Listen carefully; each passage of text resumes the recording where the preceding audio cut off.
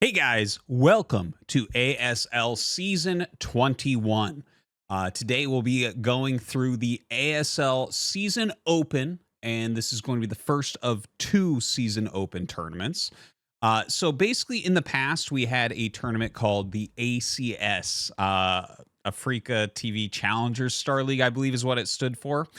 And that's going away now. That was a tournament that started out as purely amateurs, people that were never pro gamers, competing for a spot in the finals of a qualifier group. So you basically skip playing those parts of the group and play against the finalists. The thing is, those players never really won. So eventually it got upgraded to an actual ASL spot. And eventually they changed it so that it was anyone who hadn't been to the round of 16 in ASL could play in it. So it wasn't really just an amateur tournament anymore, but still a cool tournament that we liked.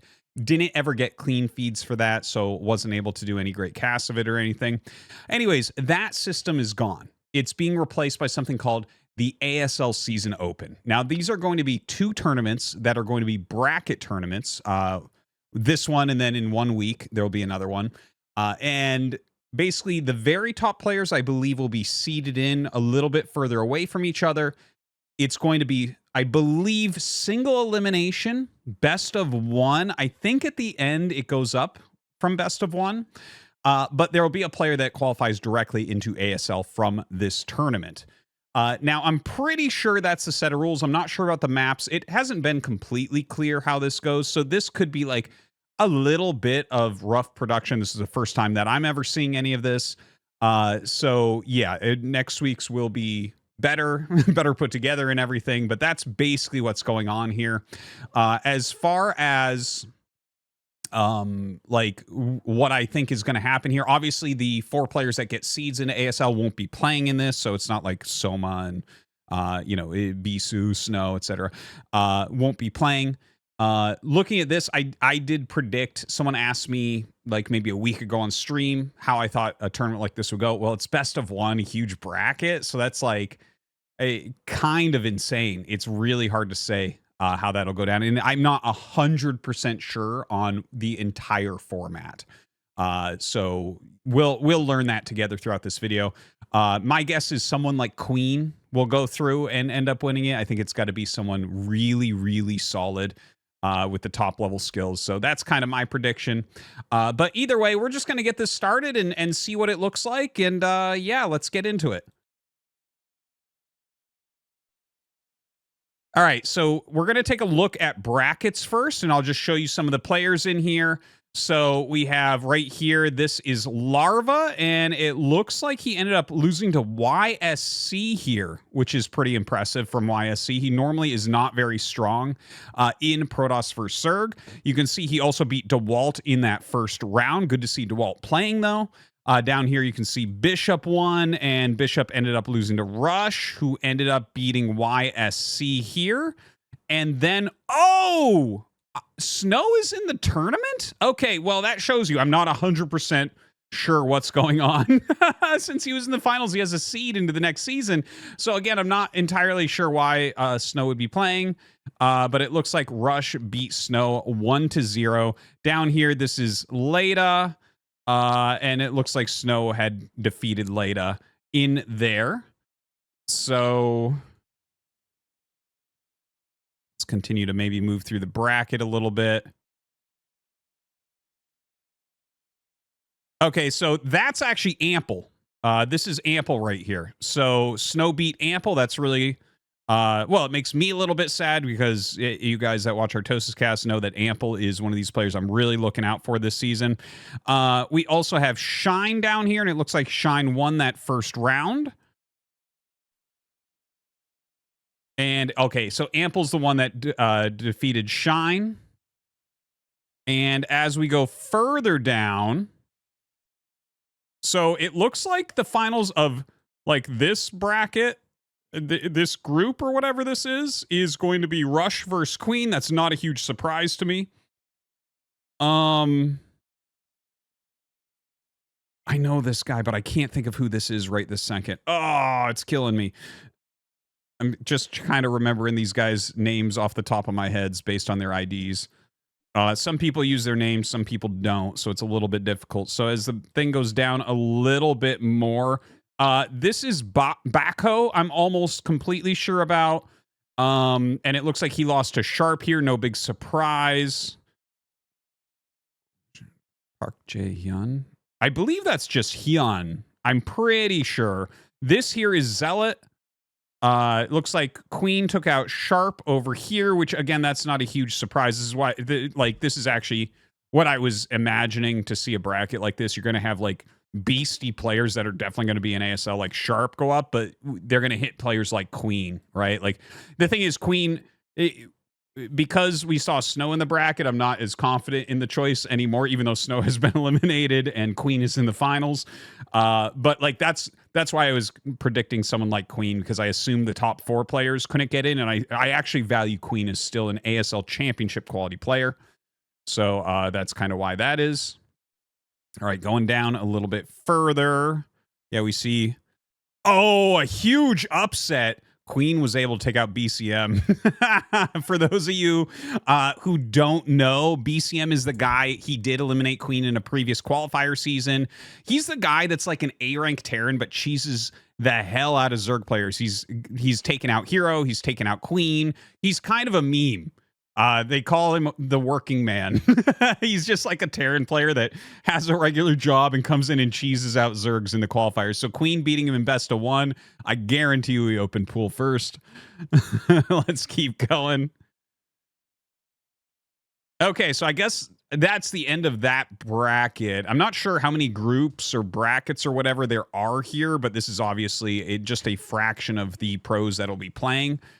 In here, it's really cool to see that it is going to be Queen versus Rush there in the finals. Hopefully, we'll be able to cast that. That won't be for a spot, as far as I know. That should lead into like another bracket, I think.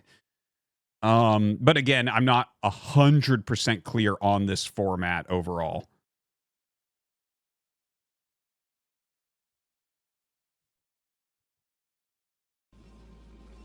All right, so it looks like we're going to go ahead and get into... Oh, it's going to be Snow versus Rush. I mean, that's a great match, but we've already shown that Rush wins this. So as you guys can see, like, again, I'm not... I don't pre-watch anything. I don't know exactly what the format will be for the broadcast or the game shown or anything like that. But maybe this was a great game, so I guess we get to see it, which is nice. They should swap the colors over to red and blue. There are, by the way, a lot of new people involved over at Soup and with ASL. So I do want to point that out, that, we're having a bunch of changes this season. And yeah, again, I'm a little bit surprised that they would show this already knowing the result. But that happens sometimes in the qualifiers as well, where they'll just be like, okay, well, we see where the bracket's at, but like, apparently there was a great game. Let's take a look at it. Looking at the map, I can't tell which map we're on yet. We have that new map pool. So this is probably Attitude is my guess.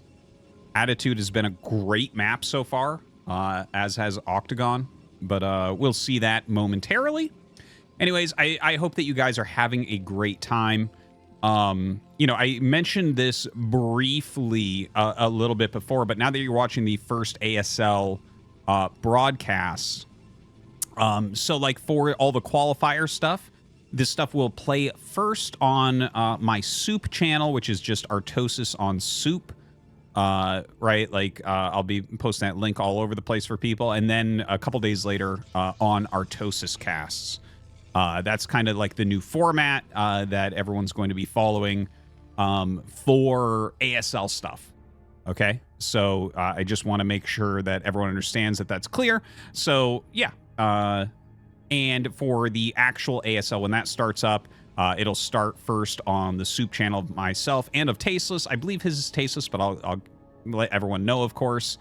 And then go to the regular YouTube channel over at Soup, which is Soup is the new name of Afrika TV. So yeah, there you go. Now, taking a look here, this is Octagon, and Rush has scouted Snow first, and Snow is going for a Nexus first here. Now, the factory was nice and fast there from Rush, and we'll see if he wants to expand or he wants to attack. Generally, you're going to attack from this position, especially as he gets in here and sees that it's gas before second gate. I think you'd be a fool to try to just expand off of here. That would be, I think, not an ideal play. If you go for that factory expansion, you definitely want to be able to attack and bust the Nexus. And by the way, guys, I do want to mention again, and I know I've already kind of mentioned this, this week. Oh, it's the Forge variant. Okay, so that actually changes things completely. And this is actually the right way to do the Forge variant, where you get the gas first. It kind of can confuse Terran. And Rush actually doesn't have a third depot. So he actually, I think he read this correctly. He's like, he's going to make a Forge, because you don't want to rush this one. But yeah, just to mention, the audio levels will probably change a little bit throughout this.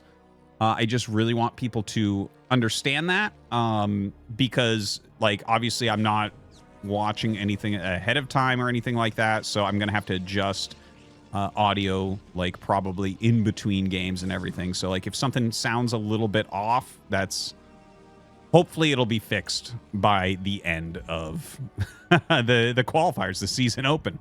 Okay, so it is the Forge variant of Nexus first.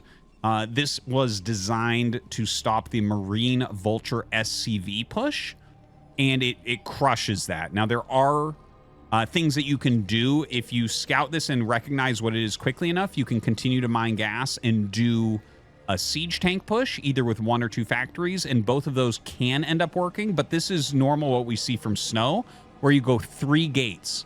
So you want to actually hide what you're doing as Terran, because they have to go 3 gates to break the siege tank push. But if they go 3 gates, their observers are very, very late, and you can completely control the map with mines and either take a 3rd base or, you know, just kind of keep them in their base and continue forward however you want.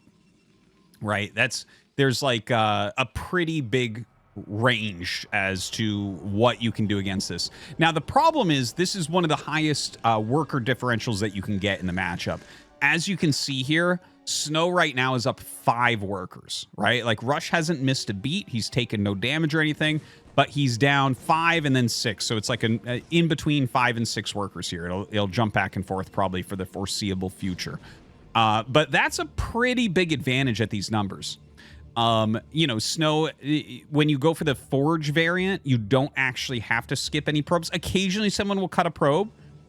If you skip absolutely 0, then you should be up about 7 workers by my calculations, like from what I've seen in most games. But I think that Snow has played this maybe just a little bit safe. Also, he's not known for having the greatest mechanics. In fact, probably the weakest amongst top-tier players. But no, I think that this was probably a choice, not like a failing of his mechanics. Occasionally, you feel like you should skip a worker here and there to speed other things up. Anyways, yeah, he's getting into his observatory, and you can see that Rush has really great mines laid all around. He has a Vulture kind of watching the side to make sure that that expansion doesn't get taken. We have the armory going up at the natural, already has the 2nd gas, going into 3 factories. And the fact that he's going into 3 factories, this is gaining so much popularity right now. So many players are getting 3 factories. Like, that was never a number you'd ever have. 1 factory, 2 factories, occasionally 4 factories, more likely 5 factories. Those were like numbers that you would have at one time, but 3?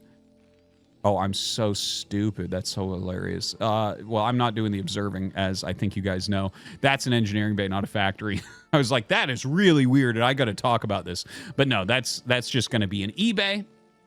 So that's completely normal.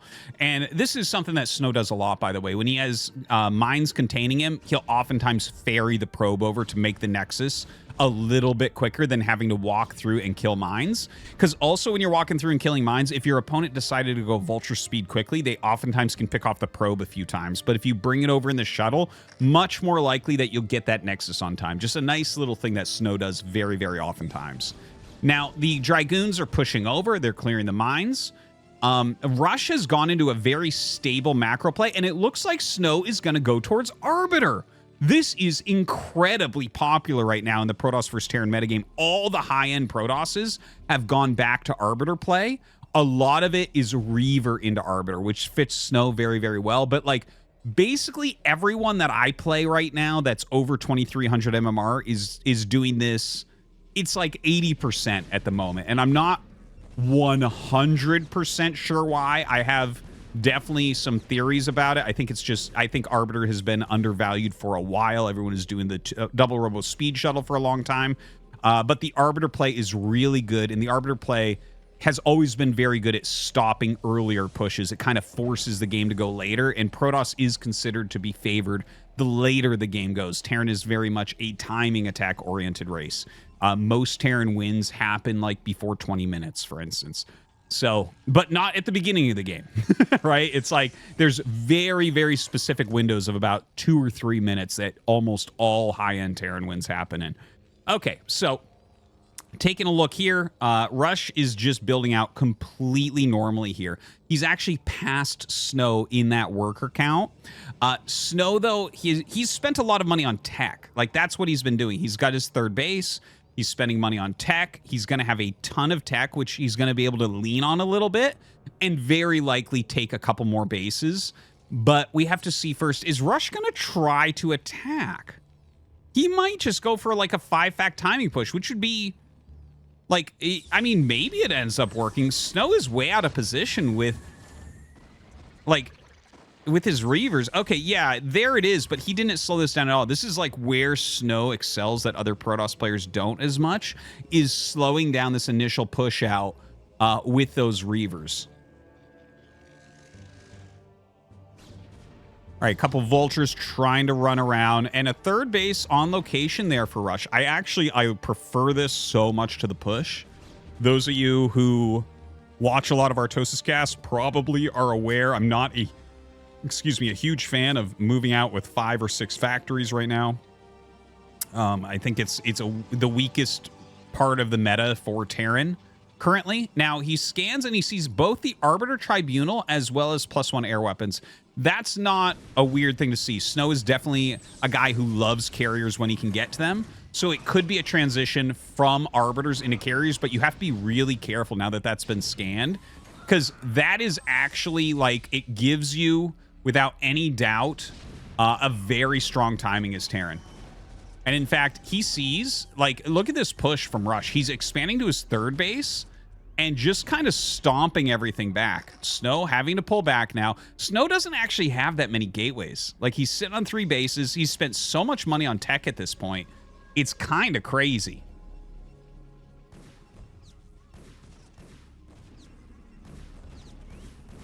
So, yeah, okay, like, the Vultures get in there, and they're doing a lot of damage. Snow is not putting out the level of PVT that I think we're used to seeing from him. He doesn't feel as stable this game, for sure. Like, he got away with a sick Nexus first. He fell behind in probes, which, again, is, like, a decision, but, like, a weird one. Hey, the thing is, if this was best in this position, just to talk about, like, the different styles, like, Snow is very micro-oriented, but he didn't get anything done with his Reavers. Like, Rush is playing good anti-Snow play, but if this was best would be on, like, 5 bases right now and maxed out. Like, I'm not joking, I'm not making up. That's exactly the position it would look like from best. He would be like, no, we're going to make so many units, you better be careful as hell. But that hasn't been the case from Snow, right? Like, he's trying to get very teched out units. He wants to slow Rush down like that. Okay, we have the DT going up, 4th command center going up for Rush. I think Rush is playing this game beautifully. And by the way, like, right now, I've been trying to do some previews for people on levels before ASL, but there's only so much time in the day, and there are so many great players. A couple things to mention. Like I said, Queen was kind of my pick coming into ASL Open as the potential champion, but now that, if Snow's in here, Soma's in here, right? So it's like, oh, okay, I don't know what's gonna happen. But like, the players that are in really great shape right now, in my opinion, for Terran, Rush and Royal. Rush and Royal are godly right now. They're both in such good shape. The best Terran games I've seen recently are out of those two. A shout out to Scan as well. He's in ridiculously good shape at the moment. And oh God, I'm looking forward. I can't wait to see if he's going to be doing well in this tournament as well. So yeah, those are kind of the people, and you can see that reflecting Rush's play. Like I couldn't explain to you how to play this game better than Rush. Like the way that he's played this, it's all worked out really, really well. I would be nervous about the way he's playing slightly against Best with the speed with which he moved out, but obviously he'd be playing a little bit different against Best. But the fact that he got his third up this quick, he's kept his SCV count really, really good. You know, everything looks amazing. 4 bases when you're playing against Arbiter, that's exactly what you want. You need 4 bases. You can't, like, some people do like to try to timing attack Arbiter players, but I don't think it's the right way to play. I think when you're playing against Templar tech, this is the way to do it. Make yourself gigantic and do a push. And this is the Arbiter into Carrier. And look at how he scans that and he sees, oh, 3 Stargates. There's no way you're going 3 Stargate Arbiter. There's the Fleet Beacon there. This opens up a timing attack for you. And look at his supply. 190 against 180. He has more supply than Snow. That's kind of the weakness of trying to play a game that looks like this from Snow. He's gone like 1 Arbiter. Is he threatening recall? Is he just going to... He's not threatening recall. He's going to have to use stasises. He might have 2 stasis, right? I haven't seen any High Templars around. Okay, he has a 2nd Arbiter in the back there. He needs to get some killer stasises if he's going to win this game. Well, that's funny that I say that. I'm getting so hyped, but I'm like, actually, we already know. Yeah, so Snow pulling back with his Dragoons. Rush just, I think, has completely outdone him this game. Completely outdone him. Very interesting choices by Snow on what to do. So, yeah, Rush is going to siege up. You know, bases 4 and 5 look like they're unlikely to stay up. Snow basically needs to stall things out and get a big carrier count. It doesn't seem too likely. He's going to... Look at this. He has Cloaked Reavers over here, which just, when it's Snow is involved, doesn't sound very fair. He actually gets his 2 stasis down, and no, the Arbiter does get picked. But that gets rid of most of the Goliaths, so the carriers should be able to help clean the rest of this up. But the thing is, Rush has so much supply. With that many units down here, either he can choose to bring his reinforcements down and save that army as it comes out, or he can attack another location. Which one do you do here? Like, do you attack the natural, or do you go and save that army? I think saving the army is correct because that Nexus is so low. But I think you could argue to me that hitting the natural's good. But yeah, I think this is probably the best possible play here. He doesn't have that many Goliaths. He does D-Matrix one of them to try to keep that going. He gets down here just as it unfreezes. There is another freeze there from another Arbiter, which looks like it has enough energy for yet another stasis. Probably wants to get some of those Goliaths in there. Yeah, gets a pretty solid... Yeah, he gets 3 of them, as well as a few interceptors mixed in. 2-2 upgrades. Not quite enough carriers. Really feels like Rush has done everything right here. He's expanding to the top left. It looks like there might be an observer up there. That's one thing we can definitely say about Snow. He's better at scouting the corners of the map than every other Protoss. Like, you cannot get a cheap base off Snow, a hidden base. Like, he is always checking for that. I think probably because it's one of the only ways he can lose the game. He's so good at the matchup. But yeah, he chose to do this kind of risky transition. It's so interesting to see the different ways that these top Protoss players are playing, seriously, because like this would just... Best would never play a game that looks like this. Best wouldn't have a weak point of transition, but you might be able to outscale him. Whereas the carriers are really the only big transition point for Protoss, where it's like, oh yes, if they go for this tech, there's like a window that's open where you can kill them if you're playing well. And Rush has hit that just beautifully. The consistent scanning of the main base, lining this timing up for him. He nailed the 4 bases so quickly. I do think there might be a Zealot in the top left. Maybe that wasn't an observer, but a Zealot instead. I do see a little gray dot up with the other gray dots. So The darker gray dot, maybe dealing some damage there. Yeah, it looks like it's probably a Zealot killing some SCVs. But bases 4 and 5 go down. Snow is taking a mineral-only base. As the carrier count grows, again, you know, I'm sad that we already know the answers here. But as carrier counts grow... Oh, it's a DT. 14 kills. Jesus. You know, the carriers become unbelievably strong. When you start getting 8, 10 carriers, it's like they just kill everything. They outscale, again, everything in the game other than a Defiler. Of course, Defiler hard counters it just like it hard counters literally everything.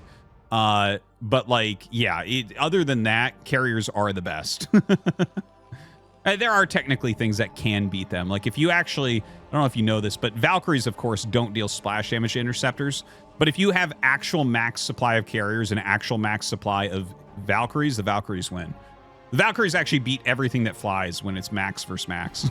It's just like, yeah, man, like, the splash damage on the actual carriers, despite having the highest armor, base armor in the entire game, they still get wiped by that many shots. Obviously, that just makes perfect sense. They have the widest spread of splash damage.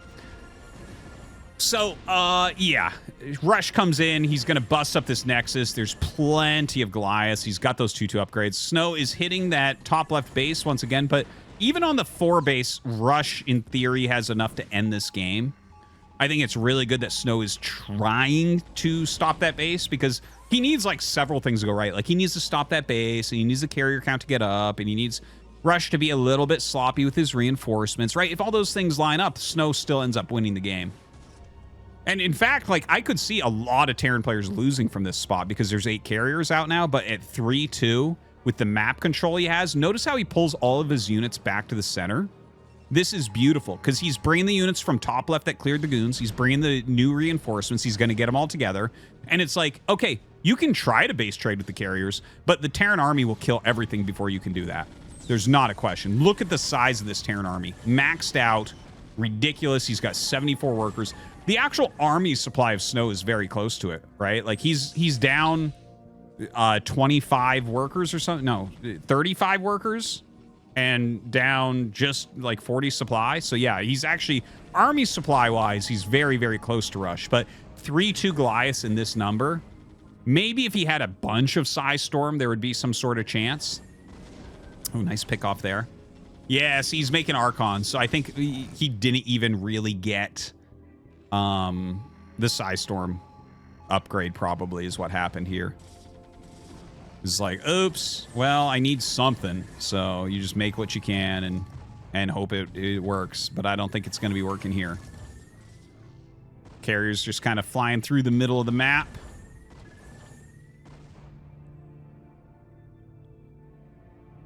Yeah, Rush is like trying to force out a victory here. His army is a little bit out of position.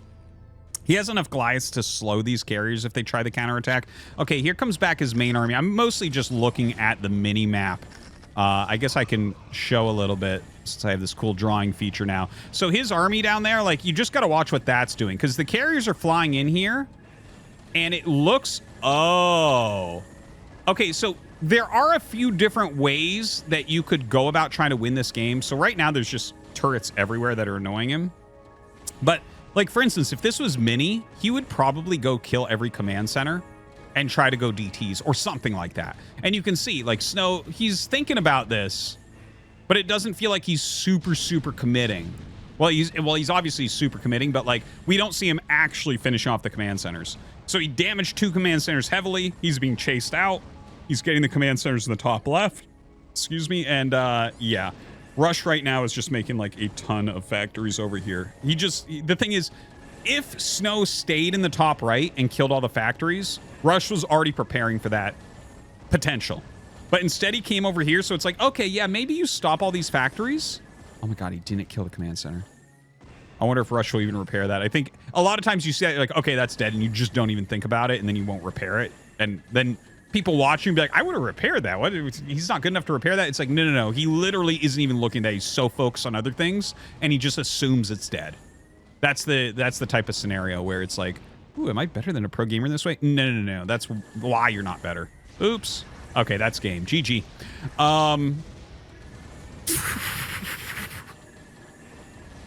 Okay, so that should be it. I mean, he just flew over a cloud of Goliaths, and yeah, he didn't even, he killed one command center total. He's 3-2 mech at this level. Snow has 53 minerals. He has like 2 mineral patches that are almost mined out. Snow is a hard guy to end, man. That's a fact, but excuse me. Yeah, he made some interesting choices. Like, I mean, these are strong choices. If Rush misses the brief window he had to move out there where his ground army was definitely stronger and the carriers weren't quite the right level, Snow will win the game easily. Easily. But yeah, that wasn't the case. He caught that and he nailed it, and Snow got punished for this type of play, whereas this play would kill almost everybody. I need to be super clear about that. But like I said, right now, in my opinion, well, obviously, okay, well, there you go. Actually, we'll talk more about that in a minute. Let's go forward into the next match, I guess. All right, so we're looking at the next group here. So first off, this is Ivory right here. Ivory was in 1 season of ASL. He's one of the weaker players to ever have qualified, but obviously a very strong player. You can see Jaedong himself took him out here, but Jaedong lost here. This is Shiny. I've casted plenty of the games of his in the past. That must mean that his ban from ASL is up. And I'm excited. I want him to be trying to get into ASL. He has been one of the best players since Remaster came out, basically. Looking down here, Shiny also took out True. True is in unbelievable shape right now. Like, True is really, really strong. He is one of these guys that I'm like, this guy's one of the people that are the future of everything. He's just, that's awesome to see. And I'm not too surprised because Shiny plays a very technical Terran versus Zerg. So not too surprising, he took out some very strong Zergs in True and Jaedong. He's the type of guy that will get like Wraiths or Vultures in when you really don't want them in. So that's pretty impressive. Scrolling down a little bit. Who are these people? Hold on a second. Let me think. Okay, so we have Bale here. You know, he's pretty strong. JYJ takes him down. No big surprise there. Jin. I'm not entirely sure who this is, but he took down JYJ and he took down Shiny. I'm guessing this is a Protoss player, jokes aside. Who is that? I'm not entirely sure, but I guess we'll probably end up seeing in a second. As this scrolls down, let's see. Oh, we got Shuttle here. So he beat Shuttle as well. Okay, wow, that's pretty big. I think we'll probably, if I had to guess, end up seeing one of the matches from this guy. Down here, Action.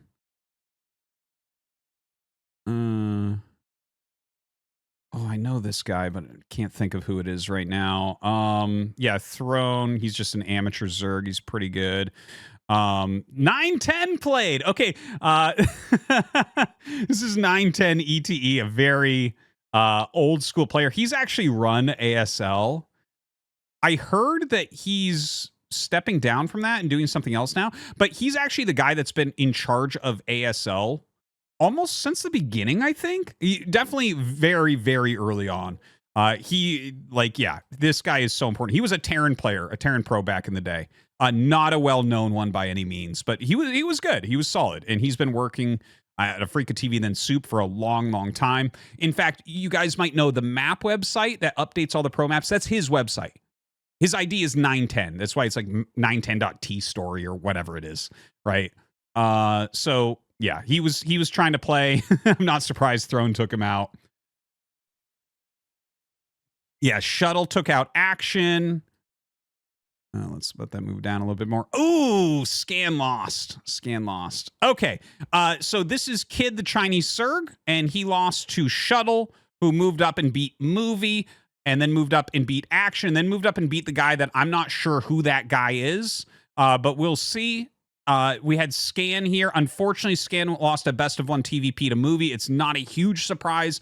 Movie specifically is really, really good. Protoss versus Terran. That's his best matchup by miles. Min Changi. I know this guy. Unknown guy. It's eluding me right now. I'll figure it out later. But this is a pretty well known guy. I'm pretty sure. Min Changi. Oh no. Isn't that Ruby? I'm pretty sure that's Ruby, but I could be wrong in that again. And this is all just off the top of my head. But yeah, anyways, so I guess we'll see here, or are we going to cast a match out of this? Again, I'm not entirely sure. Okay. Going to keep looking at the bracket.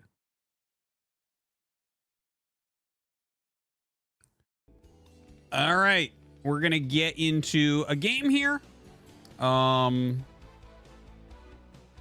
Oh, okay. WFUHY. I don't know who this is, but based on that bracket, let's see. JYJ. Who did JYJ end up losing to? It was the Zerg player, right? Or the player that I couldn't figure out who it was. So I'm guessing this is him because it was like, yeah, Ho Yujin. I don't know, again, who that is, but those are his initials, HY, well, part of his initials. WFU, I guess, is probably the university team that he's part of. I really don't know who this guy is. I've never seen this ID. Crazy. Okay.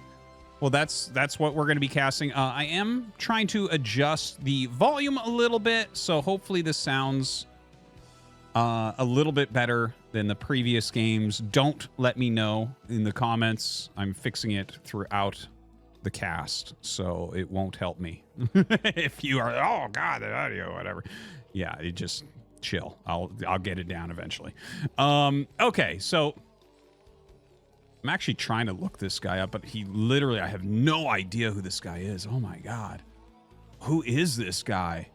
I just open up another window to look, and I'm like, I have no idea. That's exciting. The thing is, I might end up figuring out that this is just like, oh, it's this old pro that's back. That's crazy. Like, oh, Eugene. No, I don't know. Well, maybe I can. I don't know. Anyways, run match point, guys. Yeah, I hope that you are enjoying. It's a long day of StarCraft ahead.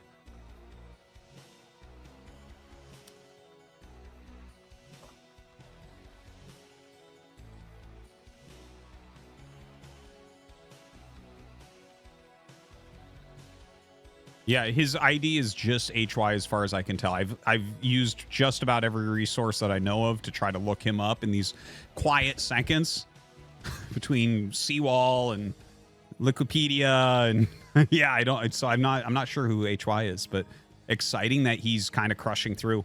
But best of one, right? Like best of one is a finicky type of matchup. You're gonna get more upsets in best of one. That's why you have larger sets, especially later in tournaments.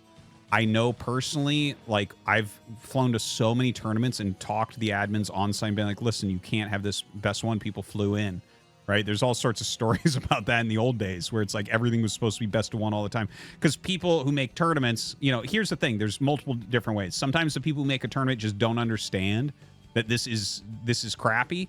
And sometimes it's like, no, this is the format we want. There's a lot of ways to qualify, and we're making this TV friendly or whatever, right? So, and like, I mean, you can get some upsets, and that can be exciting. Because if we're playing all best of fives, is this guy named HY here right now? Can he beat JYJ in a best of five? I don't think so. Probably not, right? JYJ is legitimately one of the best Terran vs. Zerg players in the world. But good for him. Good for him. Now, a bunch of speedlings coming down. JYJ does have a vulture, but he does not have any good SimCity at all. His Marine's going to get stuck. He hides a vulture behind. This is such a smart play. This is a desperation tactic to have the vulture go behind the minerals because it's not getting consistent damage, but it would have been very hard to kill. Now, he gets a second vulture out, but he has to micro like a god here. And that vulture gets caught really quick. Good micro from HY.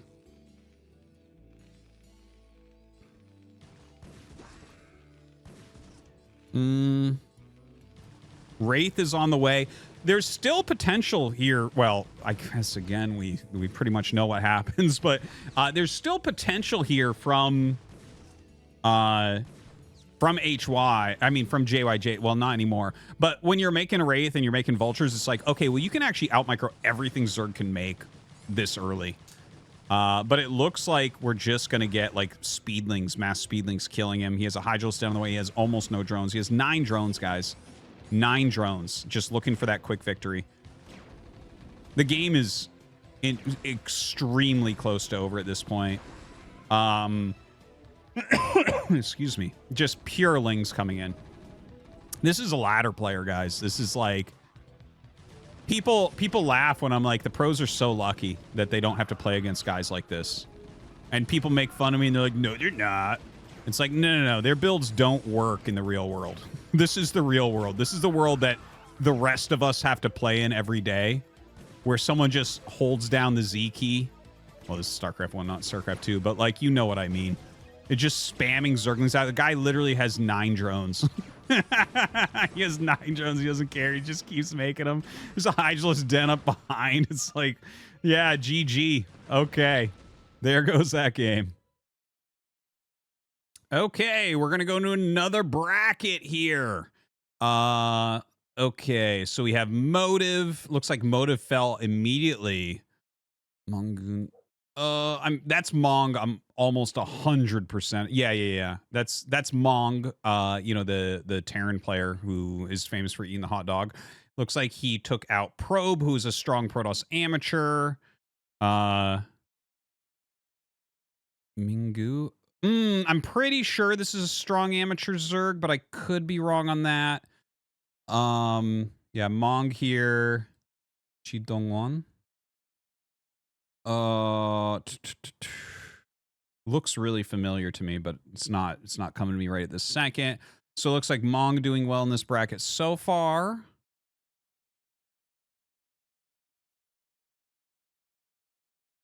No one real notable right there. Oh, Sulki. Damn. That's crazy. Oh my God. Very, very impressive. So wait a minute. Who is this guy? Okay,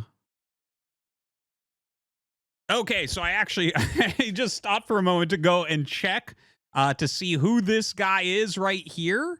And this is Cop, K-O-P Cop. He has been an amateur Terran for a really long time. He has been improving lately, which is surprising to me personally, because out of the known amateur Terrans, for years, I felt personally like Cop was the weakest, and he had kind of the weakest results, but he's had more opportunities lately. He's been playing a lot, and he took out Sulki here, which is sick. That's like really amazing. So congrats to Cop.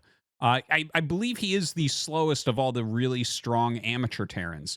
But looks like Mong took him out. Not a huge surprise. Mong is like one of these guys that just seems like he will always be in ASL. His mechanics are just so strong. Okay, looking down here. Okay, Best took out Mong, which makes sense. And okay, let's pause the bracket there. Okay, so we had HM right here. And yeah, this is Noob, I believe. No. R2 Kim Byung-soo? That might be Art User? Yeah, it is Art User. That's Art User, sorry. Yeah, so he was a Samsung Konzerg. He's still very active, really close friends with Sharp. Yeah, this is Speed. Yeah, I know it says Hero that he used to use that ID, but that's Speed. So it looks like this is Gamo, who's in very good shape right now, actually. Gamo has been in a ton of ASLs. Like, he must have been in at least 10 ASLs. But it looks like Speed took him out. Kiwian, oh my God. I had no idea he was even playing. Kiwian, aka Top from StarCraft 2. You know, he was one of the best players at the very beginning of StarCraft 2, became a pretty popular streamer even in the foreign scene. So that's cool to see that he's playing, but no idea how good he is. No idea. Okay, let's keep going. So Best took out Speed, which isn't a big surprise. Not sure. Effort. And he also took out Effort, which again, not a big surprise. Best is in ridiculous shape and has been for years. And And yeah, looks like so Best took out Mong. Okay. Yeah, but I guess the big thing they want to look at here is Sulki being taken out by Cop. So that's kind of a big upset, but you know what? That it makes sense in a way. Sulki is such a big macro Zerg that like best of one against a Terran that's willing to cheese, it could be hard for him to hold on. But he's been playing a lot more lately, so I wouldn't worry. I think he's going to get into ASL, just maybe not through this tournament. Okay. So here we go. This is going to be Sulki going up against Cop. Yeah. Chamchi is tuna fish, if I'm recalling correctly. If his name is Dongwon, that makes sense. That's like the famous tuna fish maker in Korea. I remember that was like the nickname of Ryung, whose name is Dongwon. It's not an uncommon name. So, yeah, there you go. We're on match point here. And, of course, we just saw that previous upset by HY, just mass linging JYJ. And let's see what Cop ends up doing here. But, yeah, ignore that APM in the top right. It's the beginning of the game. We'll see how fast he is a little bit later. But yeah, like Cop is someone that actually I've played a lot of times over the years, and I don't know. He felt like a level below like Prime and Ride Sky and all these other amateurs that have come up, which that would even include like Scan and stuff like that as well. But no, this is great to see him doing well. I saw that he was playing in like the old guys like classic league and stuff, so it's cool that he's getting some opportunities. People are maybe recognizing that Cop is getting into quite good shape at this point. It takes years, guys, and sometimes you have the breakthrough and sometimes you don't, but definitely a stellar tournament run from him. Being able to take out Sulki is pretty darn impressive. But anyways, he's getting his gas very quickly here in the top right. Sulki going to go ahead and drone scout. He did go pool first. Now, a non-aggressive pool first against a factory opener is a disadvantage for Zerg. Well, here's the thing, okay? When you have pro gamers, people who play for a living and they make all their money by playing the video game, they speak in a way that is hyperbolic, okay?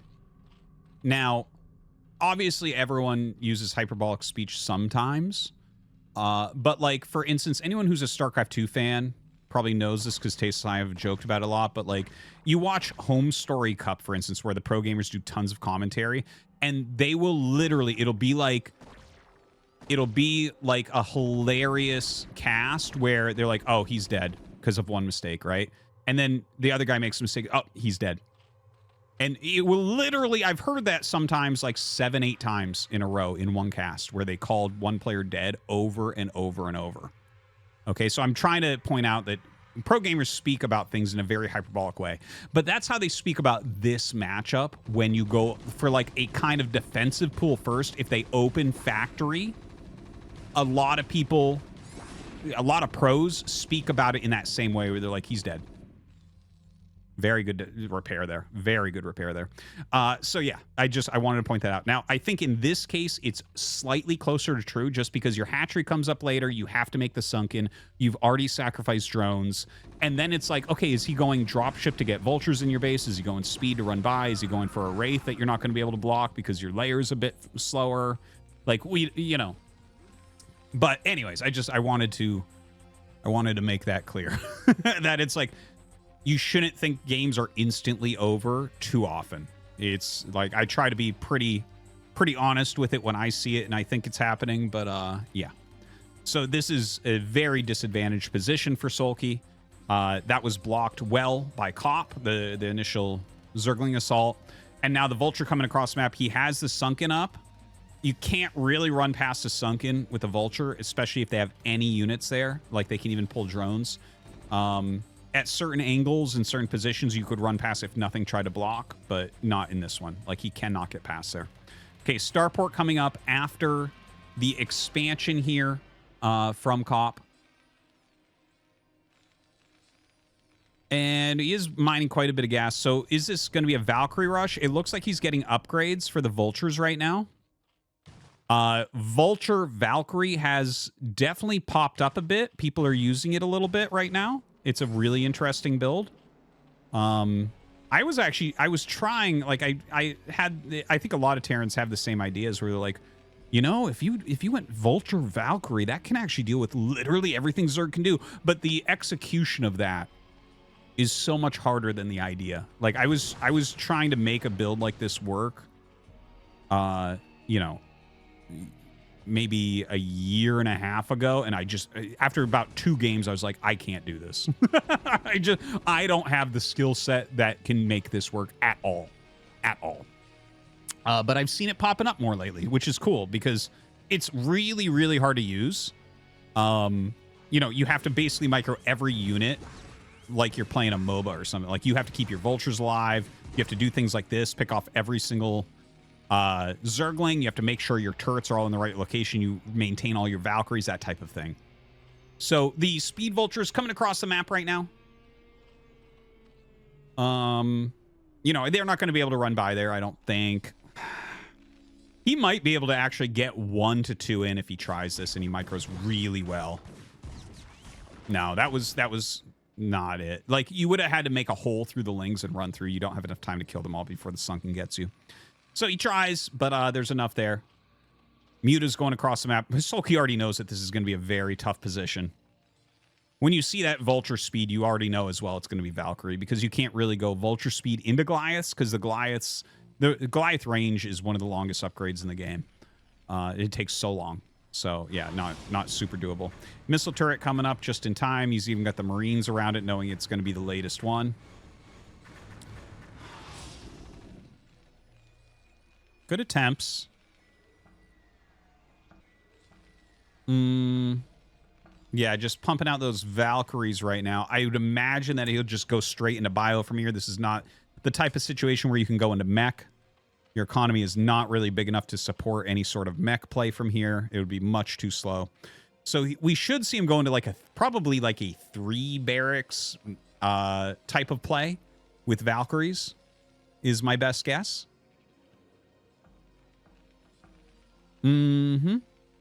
Sulki coming across now. Okay, he's got the bunker.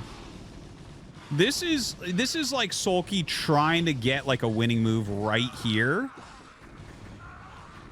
Oh man. Yeah, that Sulki now is in a position where it's like many Terran players would win this game against Sulki at this spot. This is very tough. Look at this, 18 drones against 35 SCVs. He still maintains a couple Valkyries. He's got all sorts of tech. Sulki does not really have anything going on. He's getting into Hydraulic upgrades on 2 hatches, which shows us the kind of desperation, I guess, that Sulki has at the moment. A lot of mines going up. I really like those mines right now. This is the beauty of this build if you can make it work. It's like, look how safe Cop is. You know, he's got some missile turrets. He's got all this tech, an insane amount of tech, lots of Valkyries. So you're not going to take damage from the mutas when you move out. Maybe something bad could happen, but like as long as you sit defensively with this and have a few turrets, you should be good. Now Sulki's droning pretty heavily here, and you can't blame him for that. He's got to kind of recover. He's got to take a little bit of a risk. Oh, Cop misses the shots. I think he was looking. I think he thought as he went in there that Sulki would turn around and try to grab one of the Valks. But yeah, that was what happened. Obviously, if he had just attacked, he would have done a lot of damage, but Sulki might have instantly turned. The top Zergs, like especially Soma, have become so good at killing Valkyries that Valkyrie builds are actually on a decline right now. Not that it's still a reasonable strategy that a lot of people use, and I think it's especially a lower tier Zerg killing type strategy. Like a lot of Zergs can't quite deal with it with Muta's Scourge. But like the top guys don't even care. It's almost like they want you to go Valkyrie right now. Like watching Soma deal with the Valkyries. Like the Valkyries don't even do anything. He wins the fight no matter what. It's crazy. But obviously, if you miscontrol that at all, things can backfire pretty badly. Okay, Hydra upgrade still going. It's interesting to watch him do it like this. There's the Queen's Nest. Like, getting speed and range on the Hydras, like, I imagine he's getting +1 ground carapace. I wonder what he's going to do with this, though. Like, the Hive is a little bit late, so it's like, well, are you trying to go into Defiler with this and Lurkers? I mean, you can go just Hydra Lurker, like Manzurg style. You could do that. 1-1-1 builds in general, if you got fast +1 carapace and you have like 4 or 5 hatches pumping Ling Hydra with a few Lurkers, that used to be the counter to regular 1-1-1 builds that were like more vessel based. So that might be what Sulki's going for here. That's my best guess. But yeah, I guess we'll see here shortly. I think that's what he's doing, but he really does need that +1 carapace, and it feels like his unit count is just a little bit too low right now. Maybe he tries to snipe these as they transition to high ground. Maybe with this, the Scourge can get the kills, or he can target down the Valkyries with the Hydras. Oh, that was painful. That was a painful moment. He only gets one of the Valks. He loses a lot of units here. This looks so good for Cop. Tries to hold that high ground, but that's not going to work. He only holds it for a moment. Pulls back. The Hydras are fast enough at least to kind of get away here. It looks like none of the medics came with Cop's army. This, I'm not going to lie, it's a little bit cathartic to see that literally his army's across the map and the medics did not come. Do you guys think he didn't tell those medics to go? I just wonder. Let me know. if you think he didn't tell the medics to go. Medics are... it's literally the dumbest unit in the game. Dumber than Dragoons, yes. Now, yeah, with the siege mode here, this is actually... Oh, if he had hit that flank perfect... No, I still don't think he kills the whole army. He obviously would have done better than that, though. The vessel comes across. He's going to siege up. Yeah, this was strong execution. Kind of like, it kind of turned into like a little bit of an all-in from both sides. Like both sides, this game was going to get decided super fast here based on what the openers were. And Sulki almost ended up breaking this, but not quite, not quite. And now this Sim City is destroying him. He can't engage. As these Marines come up, that just becomes way too much damage. He has a vessel, so even if there were lurkers here, he'd be okay. Sulki did get that top left base going. But yeah, he simply doesn't have enough to stop the bio with a single siege tank in there. GG. And that's how Cop beat Sulki. Okay, getting into our next bracket here. We see a Chinese player up here. Definitely, I can't read any Chinese, so I'm not entirely sure who that is. This is Sak, S-S-A-K. He has been in a ton of ASLs, so it looks like he took out whoever that was. Stork takes out Sak. That is a very Stork-favored matchup. If you just look at the styles that they play, that does not surprise me even a little bit, even though I would actually put these two at a similar level. I do think Stork is a little bit better than Sak, but Sak is an extremely underrated Terran player. He's very, very good. Then Stork ended up losing to Comm, which is not a big surprise. Comm is a big brain Zerg. We have Harangi here, who also lost to him. Let's see. Who else? Oh, yes. This is Dick Noob, I believe, if I'm not mistaken. This is Hero. And it looks like Hero ended up taking out Comm up here. And it looks like he took out Saxry down there. Oh, Saxry's had a rough go of things lately. Haven't seen him getting into ASL in a bit, even though I think he is one of the world's best Zergs for sure. Okay, as we go down here. Okay, this is Nine Drone. He is the best or top 2 best Mutalisk Micro that's not a pro. Like, he is one of the top amateurs. He's been within 1 game of making it in ASL before. Manga actually defeated him that time. The guy doesn't even know the hotkeys for a Hydralisk Den in the ZvT matchup. Looks like Saxry was able to take him out. And wow, Hero took out Light down here. Very, very impressive. Yeah, we have Sue, who's been doing really well lately. I've been meaning to take a deeper dive on him. Hopefully I'll still get to that. It looks like Minnie took out Beijing. I'm not sure who that looks familiar to me, but it's not coming to me who that is. But he beat Sue, so that's pretty impressive. And then Minnie takes him down. Yeah, Scene is just he's a Zerg player. Seen him around in qualifiers a lot. Okay.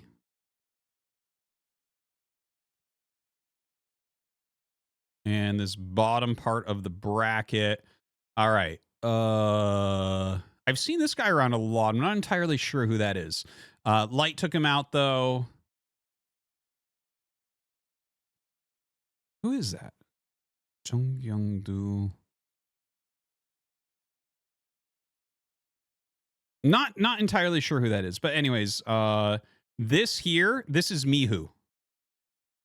I do know that. I do know that guy. That's Mihu right there. So whoever he is here beat Mihu, and then Light took him out. Light took out Minnie, and then yeah, it looks like Light ended up losing to Hero. That bracket. This looks like a pretty predictable bracket overall. Like all these results sound exactly correct. Yeah. Looks like it was a good bracket though. Like look at the strength of the pros here. Pretty crazy. Okay, so let's see what we're gonna get into next. Okay, so it looks like we're gonna look at Stork versus Comm for this match. Again on match point. I think it's a great great map name for a best of one, match point. A little bit surprised that we keep seeing all these games here. I think it's a different game each round is my guess. I mean, a different map each round. But yeah, a reasonable matchup.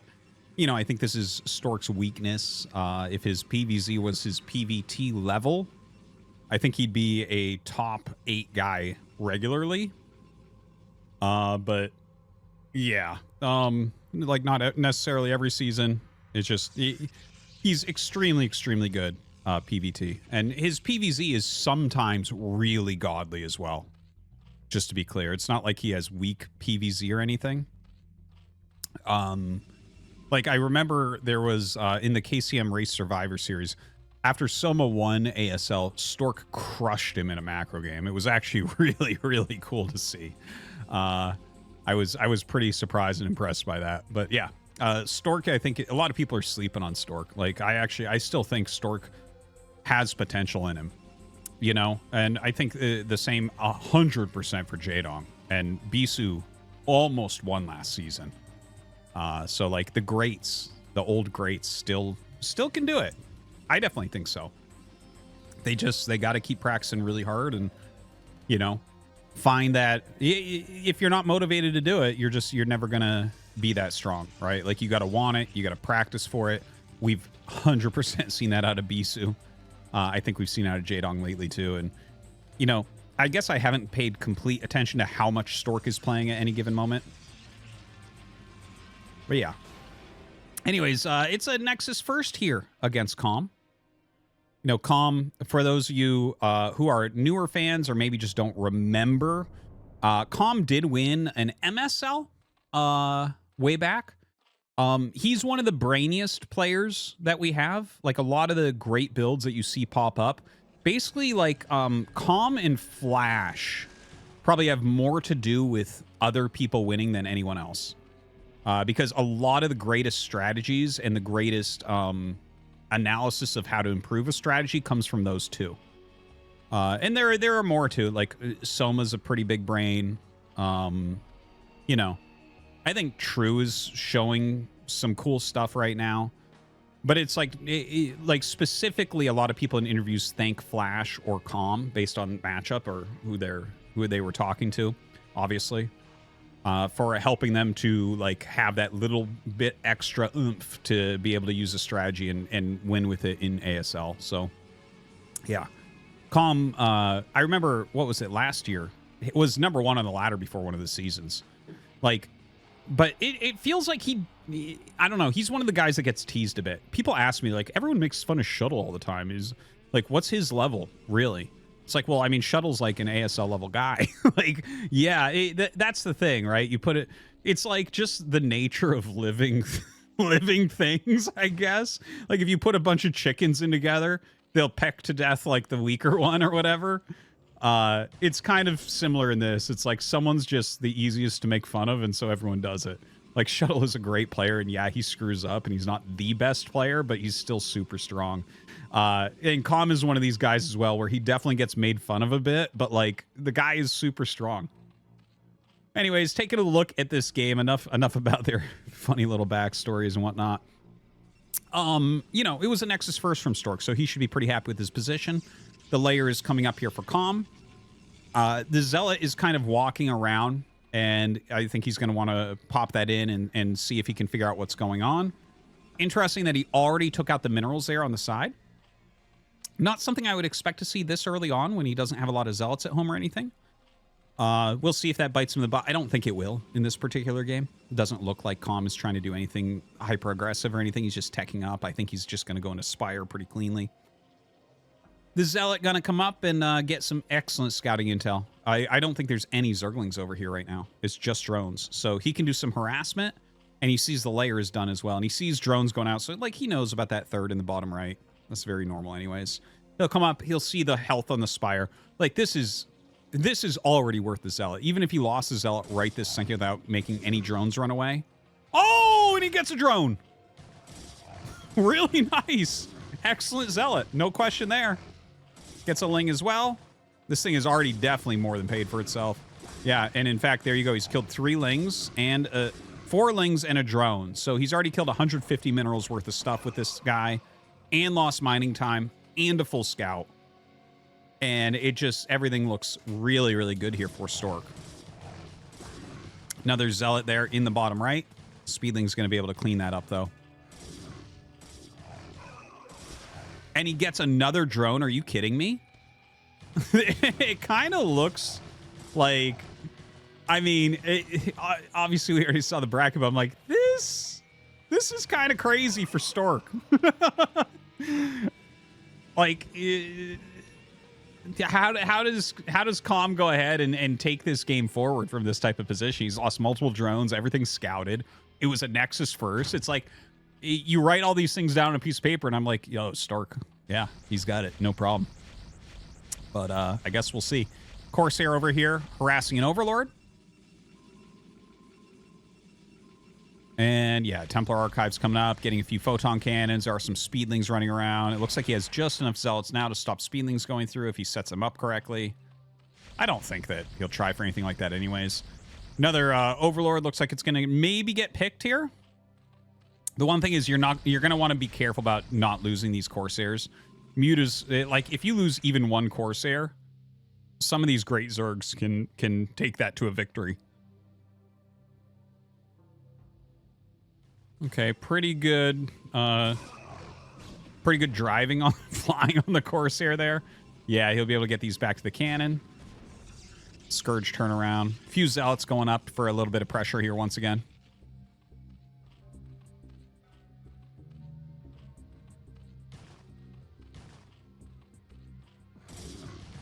Yeah, Stork is just putting out a great game here. 48 probes and everything. His Corsairs are all alive, continual scouting, forcing lots of Lings, really in control of the game. So Overlord speed, Hydralisk speed on the way, +1 for that ranged attack. Also, what is this? It's 5 hatch right now. Yeah, right? There's 2 hatch at the bottom right, 2 hatch there, and 1 hatch in the main. So that's 5 hatch. 6 hatch is more common, but a few things have gone wrong for Comm, so maybe this is a situation where he can't afford it quite yet. I think he is going to want to make it. And oh, okay. I think he's going to make it the mineral base now. Yeah, that makes the most sense by far. Then you can utilize those patches with some extra drones.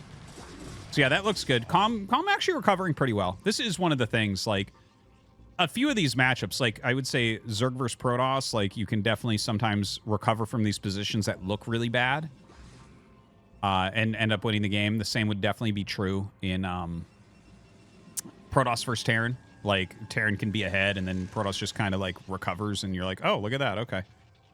I guess this is still definitely a decent game. But yeah, the Corsair's still flying around. Push that Overlord away. DT checking out that hatch. I think he's going to try to get the hatch. Yeah, he might be able to force a cancel there. That's like a really strong cancel if he gets that. Look at this. The Corsairs come up. Ooh, really good moves from Stork. This is excellent. He knows that the units have to come down to save the hatch. And look at that. He just runs away from it as well. Really? Dude, you can't tell me this isn't great play from Stork. This is such solid play from Stork. Tactically, beautiful. Build order, beautiful. Unit movement, beautiful. Micro, beautiful. This is some top-tier Stork play.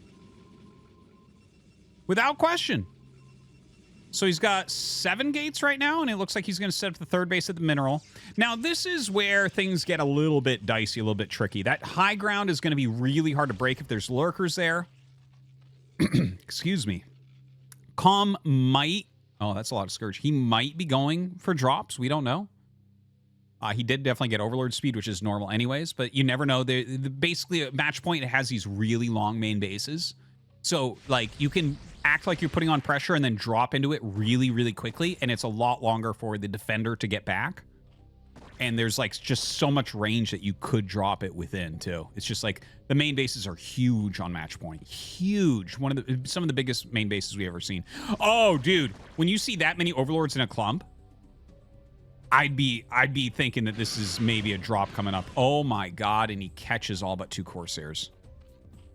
That's crazy. That's painful too, because the Corsairs can be anti-drop. Okay, robotics facility on the way. Lots of zealots on the map. So this is a little bit different from some of the mid-game Dragoon-esque timings that we've been seeing. He might be doing this because it's a mineral-only base. He might just be doing this tempo-wise. That might be what he's thinking about. Is he wants to keep that kind of like potential aggression out on the map with these zealots before the Hydralis count gets too big. Another hatch coming up, so that's going to be 7 hatches. Yeah, that's way too many. Got to back up at that point. But slips a DT in this time. Truly impressive stuff from Stork here. But we have to mention, Comm is living up to his name. This is one of the most important aspects in StarCraft. Like, things go wrong in StarCraft 1. You can come back a lot more than you think you can. The greatest advice I ever heard on that is Flash was talking about Terran. He's like, listen, as Terran, you just have to keep calm and clean everything up. It's like stuff goes wrong all the time in StarCraft. All the time. It is not a game of perfect. And what you have to do is you have to maintain equanimity. It's like, okay, clean this up. Okay, remake the depot, remake the turret, right? Or in this case, it's like, oh, okay, yeah. Clean up this DT, push it out. Oh, I didn't kill it. Okay, well, at least I pushed it out. Okay, remake some drones up here. Okay, spread my overlords again. Okay, right? Like all these things. And he is getting drops, by the way. Again, not surprised about that. And he's got a big economy coming up as well. 53 drones. That's pretty insane. But yeah, just staying calm and continuing forward and doing your best. It like that's the important thing in StarCraft. Now you can see that Stork is setting up some pylons on the fringes of his base. It's becoming pretty clear, I think, even from his point of view, that drops are really likely. Every time he's gone in, it's not like a hive on the way or anything. Why would you be sitting here on 4 base like this? Like, are you just going to max out on Hydras and attack? I don't think so. So, drops relatively likely. Stork had a very good supply. 3 bases, does not have a 3rd gas. That's a crucial thing to keep in mind. He has added in Dragoons now. Splitting off some Zealots. More and more Overlords are like transitioning to different parts of the map. This is like the biggest tell. Like, anytime you see a ton of Overlords moving around, it's like, okay, what is he doing? And the thing is, there's fake moves like that too. Some people fake the Overlord drop. So going after this Spire, he picks the Spire off that's big. He actually has remade some Corsairs, which I wasn't expecting. But those actually could come in super handy here. Because he went down to 2 Corsairs, and now he's got 5. So very interesting that he did that, especially when he only has 2 gases. Okay, what are those Hydras doing down there? Pulls these back. Looks like the Overlord's getting ready to drop.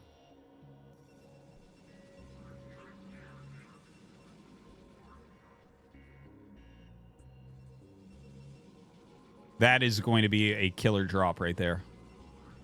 And this is what I was talking about. It's like you drop there, and your opponent has to run so far around to get back. Templar Archives could be a great snipe. Nexus could be a great snipe. Obviously, killing probes is always good. Bring some more units up right now. Getting ready for that. You can see the Corsairs come out, and they're trying to... oh, God. They aggroed on the first Overlord and followed it in. That's too bad. If they had done the clump, they probably would have gotten several of them. Okay, you know what? He doesn't lose tech here. Loses a few probes, and he does lose his Corsairs. So the Corsairs dying are... That's painful. It's going to be hard to stop these other drops. But he's completely aware that this is something that's going on. He can leave some units at home, some Psystorms, you know, some Zealots. He has Kadarian Amulet, as the Observer's showing us. So he's going to have a lot of Psystorms on these High Templars. Not only do they start with more energy, they can hold more Psystorms. Pretty decent storms so far. Yeah, forcing Comm back. This is a great game. This is a great game right now. Another big drop coming in. Okay, he left. Okay, the High Templar almost has 2 storms, and he has 4 Zealots, plus a couple more cannons were made. The Zealots will fight really well as the drop starts. Yeah, pretty good storm there. He's got some units popping out of his gates to help as well.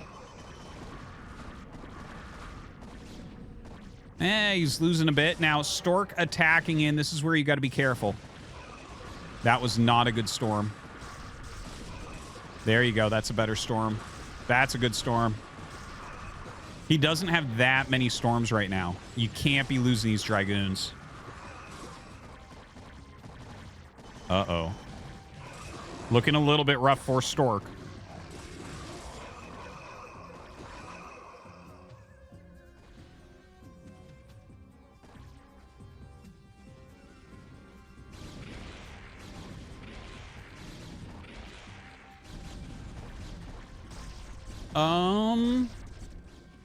Okay, so that was painful. The probe count is quite a bit lower now, 46, but he does have the 4 bases. I think losing that group of Dragoons was probably the biggest thing that's happened this game so far. Yeah, he took some damage in that main base from a couple drops, but losing your actual steady army, like, he just needs high supply holding his side of the map. I feel like that's what's going on. Like, you can just maintain cost efficiency, especially against someone going Hydra Lurker forever and drops forever. Like, you can... I feel like this is a mistake from Stork overall. Just that attack. That really seems to me to be where things have gone wrong. Good solid defense here so far. God, they take down cannons quickly. Gonna bring the rest of his army up. But yeah, you needed like a bigger zoning army in the center, like on that high ground above the 3rd base, so that you can quickly respond to something like that. I think that's really, really important. And then you leave a few units in the main base to deal with the drop. Like 2 High Templars, some cannons, a few Zealots or Dragoons in there. Probably Zealots, realistically. Little bit of a counterattack going after the Hydralisk Den. Looks like he's going to need a few more units down here to clean this up. He saves the Nexus in the top left and actually has the same amount of drones, or probes that he had before. The Zealot's actually getting decent damage on these drones here in the main base. I like, by the way, that Comm made almost nothing up there. Like, he made the Spire and that was it. Because that is like an attackable area with drops and whatnot. So, another drop here into the main. Stork is just spread a little bit thin right now. Having to deal consistently with all these drops, but also afraid of losing his top left, especially after all those cannons got cleared. You know, those cannons saved it the first time. They bought enough time for the rest of his army to get up there, but he doesn't have that anymore. He doesn't have the bank to remake that. Really, again, I think all of this comes down to losing those Dragoons in the attack that he did. The attack he did nothing. You have to think of Dragoons as kind of your long-term unit. Obviously, High Templar is even more important than that, but you are going to... Like, High Templars are something they're going to target down all the time. You're going to lose a certain amount. Whereas the Dragoons, it's like, okay, well, as the Zealots die, as you run out of Psystorm, the Dragoons always must run unless you're literally going to win the game with them right there. Because Dragoons don't actually just beat anything. They're like the support unit that you gain tons of value over time because they're consistently doing damage. And as you lose those, it's like, okay, well, now you have to remake those. And that sounds obvious, and that sounds like, well, anything you lose, you have to remake. But that's not what it is. It's like there's certain units you must maintain over time. And it's like science vessels. Like, you have to maintain science vessels over time in Terran vs. Zerg. Terran vs. Protoss, you have to maintain siege tanks over time. For Protoss, I think in basically each matchup, you have to maintain your Dragoons over time. Like, losing your Dragoons is the...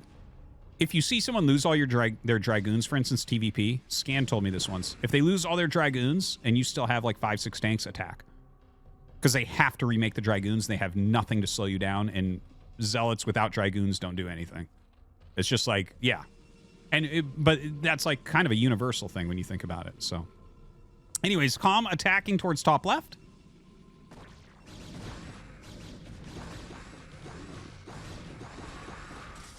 The Zergling's actually doing a really good job in here as well. I love the mix-in of the Zerglings. Really, really good, especially that mineral base. Targeting down quite a bit. That is a big army coming in. By the way, Comm has expanded to 12 and 6, so he is getting basically every base left on the map. Stork looks unable to really continue to hold on for a long time. Like, he's going to hold this base again. It's a great game. But Comm having those 2 extra bases, Stork losing his main, having to rebuild a lot of stuff. He's only mining from his third and his fourth in the top left area. He's really being taxed right now.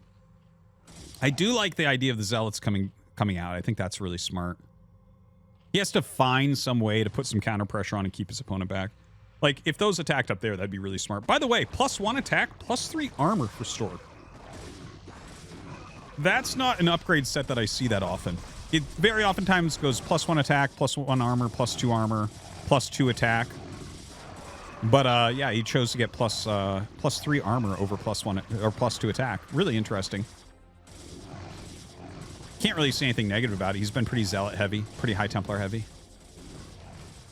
And I guess really the plus attack upgrades for the Dragoons don't do as much since it's explosive damage. He's playing against very few large units. Only lurkers here are large, which take full damage from explosive. So, yeah. Kind of makes sense.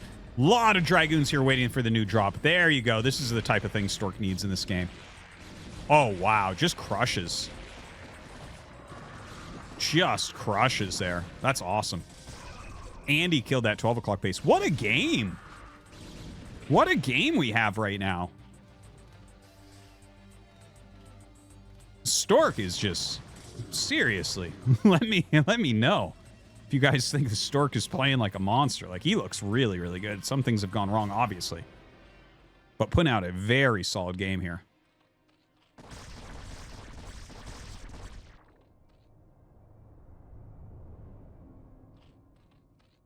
All right, so Comm needs to save 6. I would say losing 6 is a Stork victory. And holding 6 is how Comm still wins this game. He's got a lot of drones right now, but he's got to remake his army. That was a huge loss, the drop into the main base. He's still alive, though. Wow, lots of Archons being added in. That extra gas being put to use. I was going to say good use, but I'm like, is it against this many Hydras? I mean, normally this late into the game, it's going to be more Ling Lurker, which the more Lings are out, the more it makes sense for some more Archons. Especially if you need those additional attack upgrades, by the way. And yes, Plasma Shield's way better on Archons than armor. But yeah, you actually want +3 attack on those Archons, so they do 39. Zerglings have 35 health, and with +3 armor, it means... Like, Archons still one-shot them if they have +3 attack. Stats like that can be pretty important.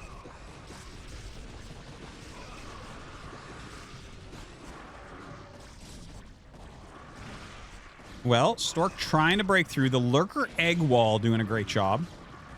Some of the Dragoons attacking uphill, which is a little bit slow going to kill those Hydras. More units funneling down here for Comm. Probably wants to pull back a little bit. Oh, the flank coming in.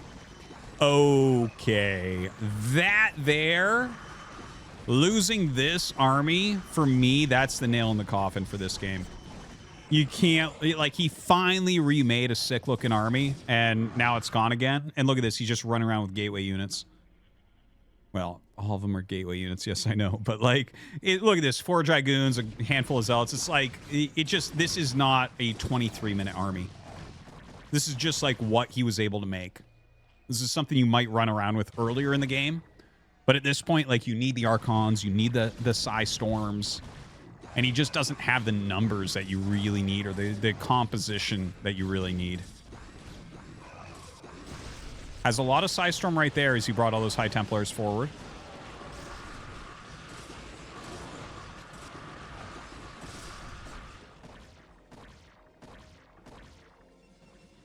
Yeah, that mineral base going low. Still, yeah, still some minerals here. You might actually want a long distance mine. The saturation, he's oversaturated top left, which means he's not going to gain any value from sending more probes there.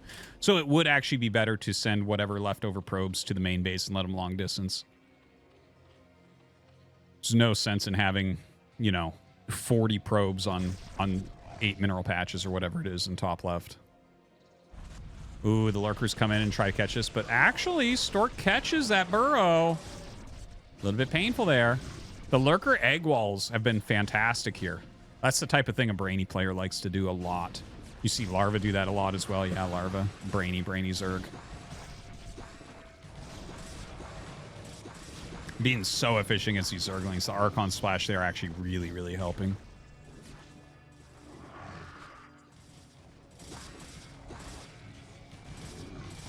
It does have that +2 attack now. This one, this one lurker dealing just hundreds and hundreds of damage. Not many kills, but definitely weakened everything up a lot.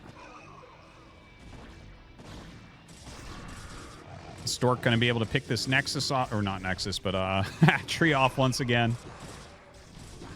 Comm is mined out bottom right. His mineral base looks like it's still got some minerals left. Not too many. Those look like they're pretty low based on one of the patches missing. So that's probably really, really low on minerals. So he's actually not mining that much. It's an incredibly close game. Really back and forth here. What an exciting game.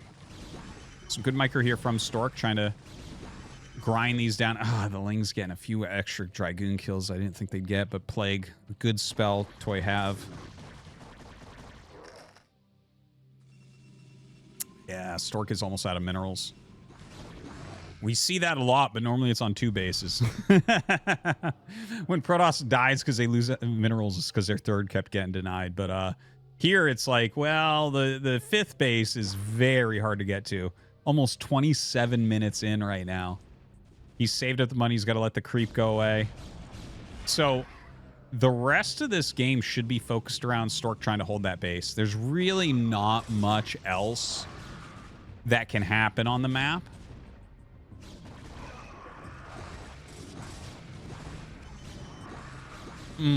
Yeah, so lots of units come up. I think the Cracklings are really the key here. They're just so efficient at this stage of the game.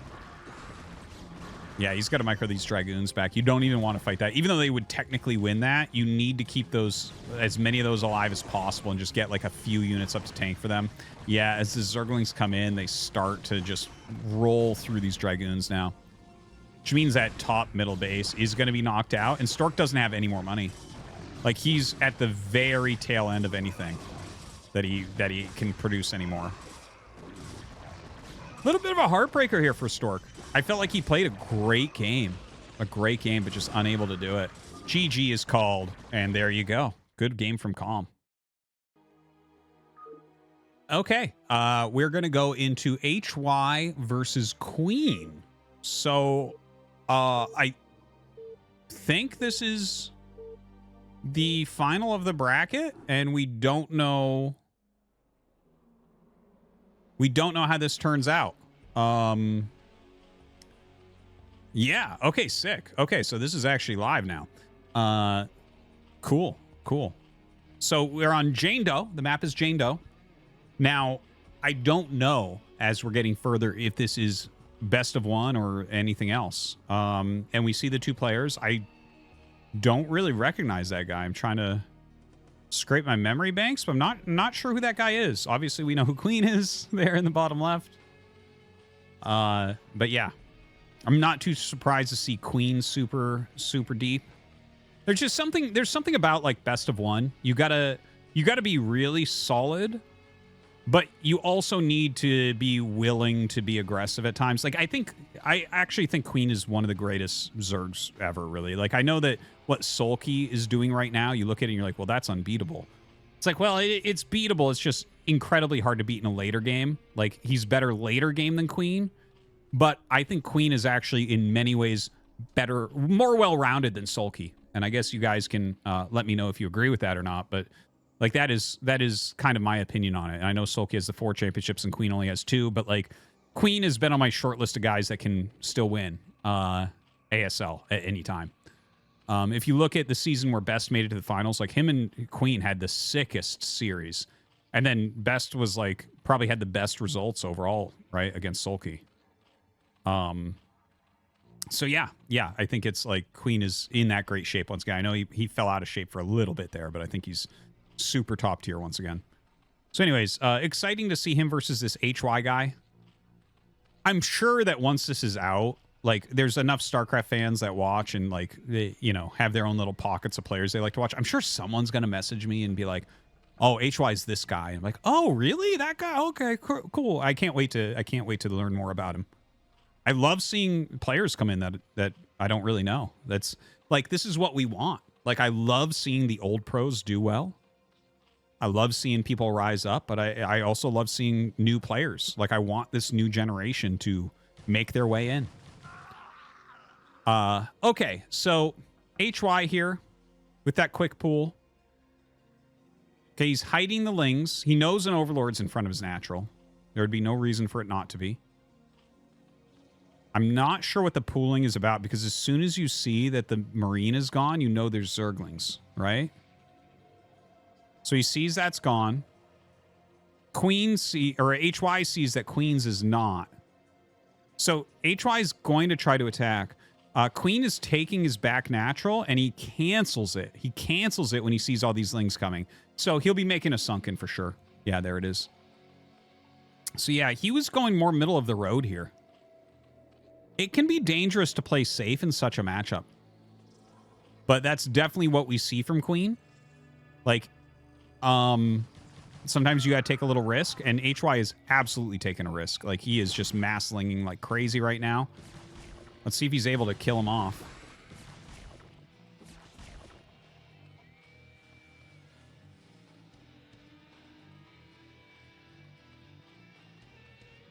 Okay, Spire going up. He's avoiding the sunken. He's still making Lings. There's still a few more Lings coming across. Yeah, puts an Evolution Chamber in front of the Spire. Is that the best place for the Spire? It might be. Like, he's covered a lot of the surface area at least. No, it's going to get canceled. All right, well, that's a good cancel. He killed all the Lings. He got a drone. He forced a cancel. There goes the Spire up once again. He's going for it again. You can't keep getting away with this. That's 3 Spire cancels. It's so crazy. I wonder at what point it makes sense to put it in your mineral line and screw up your mining. Because this is how Queen will end up winning. He's on more drones. But now his Spire is slow as hell. Like, HY has a quicker Spire. You know, I wouldn't like to play this guy on the ladder, and I probably have before and been angry at him. But I do like to watch him play in this tournament right now. He is so aggressive. Look at that. He went for it again. Didn't quite get it that time. I don't think he doesn't have enough Lings right now. As these 4 more or 6 more come up, he should be able to cancel it once again. And 1 more cancel, I think, is a victory. He's got to cancel. He let it die. Queen was trying to keep it up there, and he was getting close to killing those Lings off, and it died. So now, if he sends even a single Muta over, he's going to win. As long as he started a Muta, he should win this game. I think Queen knows, too. Yeah, see Queen? You see Queen? You see how he just threw his head back? He knows. He's like, oh, I'm dead. I mentioned in my map preview of this, if you haven't seen that, that's on my Artosis TV YouTube. I did a huge map preview for this season of ASL, and I mentioned Jane Doe is like probably one of the greediest maps we've ever seen because of the Marine and Medic blocking the ramp, but also that it will turn into a lot of mind games like this, where pure aggression comes out. And GG. Crazy! Okay, we're going into the next match. Hero versus Best. Okay, so that, I mean, obviously this is a ridiculously awesome match. I'm guessing it's still best of one at this point, considering we only saw Queen versus that HY guy, one map there on Jane Doe as well. Again, it hasn't been super clear exactly how these formats work, but, you know, I'll be doing the second ASL season open in the next week. There's this one, and then 1 week from now is the next one, right? So I'll be doing that as well, and I'll know all the rules by then. You know, there's that's it. That's all there is to it. So I could be getting things wrong. I don't know exactly what's going to happen after here. I don't know if there's a mini tournament with all these guys that won, or I think there's only one spot from each ASL Open, but I could be wrong on that as well. I guess we'll see. I find it interesting. I love bracket tournaments as well. I think that is something that's been missing from the Korean scene. It's all prep tournaments. And I think both are important. I love weekend tournaments. I love prep tournaments. They're both, I feel like they're, historically, prep tournaments have been much more important in StarCraft. But yeah, weekend tournaments, being someone that competed outside of Korea, you know, I never really competed inside. I played their tournaments, but it's not like true competing if I know I'm going to lose, right? But competing outside of Korea, it was all weekend tournaments forever, for like basically the entirety of my my quote unquote professional career, right? So like I do have definitely a love of those types of tournaments, but yeah, anyways, it's nice to see. Okay, so yeah, Best versus Hero. Hero seems to have regained his form. He had a really bad season of ASL, like played some of the worst games I've ever seen. Best is one of the most impressive figures in esports ever. The fact that it has been now 18-ish years of him being one of the best 4 Protoss in the world consistently for 18 years. Literally, if we made a here are the top 4 Protoss players of the year, every year for the past 18 years, he would be on the list. Think about that. Is that not insane? What? And he is legitimately, in my opinion, now better than ever. Whoa! Chills. Did you see the jump onto the medic that pushed the medic? So I think he got the pro. I did not see for sure, and I haven't seen this done. Basically, the way to... It's all mineral gliding that screws things up, right? Like, that's how you displace things. So I believe what he must have done there, because he didn't have minerals in his hands. If he had minerals in the probe's hands, it would be a lot easier, because you just hit return cargo next to it, and you can probably get on top. But he probably had it at an angle where he told it to mine, and it walked through the very edge of the medic, and then he hit a, like, stop or attack move, and then probably pushed the medic a little bit. So he tried to get up there. It kind of didn't work. It kind of did work. We'll probably see more moves like that being utilized on this map. Like I said, lots of probably mind game, crazy aggressive type things going on here eventually. This Zealot staying alive like really well from Best, but it's not going to get any real damage. Hero is going to be able to take it out. And the probe probably as well. 3 bases here already going up for Hero. Best... Yeah, it looks like I think his Nexus in the back finished. I actually wasn't paying the closest attention there. That is a really quick Cybernetic score. Never mind. It's just now finishing. So yeah, this is really, really quick tech from Best. Really quick. And the Overlord is going to see it. Interesting. So he sees the Forge and he sees a completed Cybernetic score here before 4 minutes.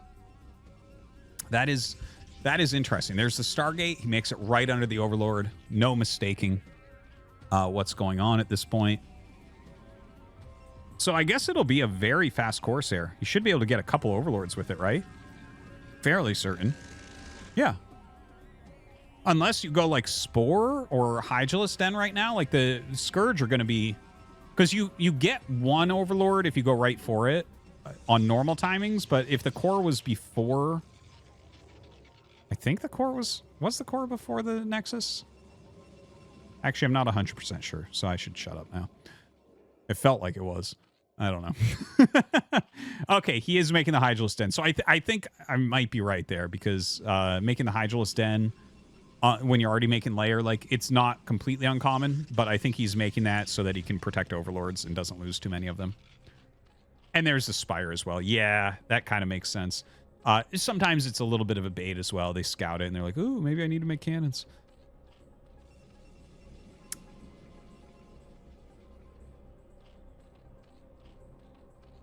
So, the games I've seen on Jane Doe in Protoss vs. Zerg, a lot of times the Zerg will try to pressure the third base, like right down that ramp, before they get cannons up. And it's been interesting to see how and when Protoss players have dealt with that. Like, do you try to go down and make the cannons really early, like before you get gateways, or do you make like a full army and then just take it like it's a third base normally? Because I've seen a little bit of both. I haven't seen that many PVZs on this map yet, but just to mention, that's like some of the stuff that I've seen a little bit. So the Corsairs going around, they actually missed that Overlord, so good hiding skills there from Hero. Couple more macro hatcheries going up. Spire is almost done. Yeah, look at this. The cannon on the high ground there. That would make a lot of sense. That would really support other cannons coming in, because it would aggro like Hydras that are trying to go after cannons that are maybe like an additional hex back beyond there. That makes sense for sure. Look at this. Robo and Templar Archives off of 2 gateways. This is a fascinating play so far. Ooh. Ooh, I have like my pinky up, drinking some tea or something. Like, fancy best. What are we looking at? I'm super interested, because what it looks like to me is he's prepping for an additional base. But if he's prepping for an additional base while teching, like, again, that shows you how greedy this map gets played. Like, I mean, all my games have been the greediest games ever on this map, because it's so defendable. So yeah, he's going to get up here. The Scourge kind of see what's going on. Seeing both the Templar Archives and the Robo this fast. Are we going to have like a quick shuttle with that? I don't think you need an observer this quickly. Right? Is he going to get Reavers? I literally have no idea. So he's going to poke the front. He can't do anything here. Once you see the setup, where the Hydras are, the amount of Lings that are out, you absolutely cannot engage that. Is he going to make a Nexus? Dude, I'm so excited, actually. This is so crazy. He's getting upgrades. He's still making Corsairs. He has all 3 tech routes. I don't see a support bay. And I don't even see...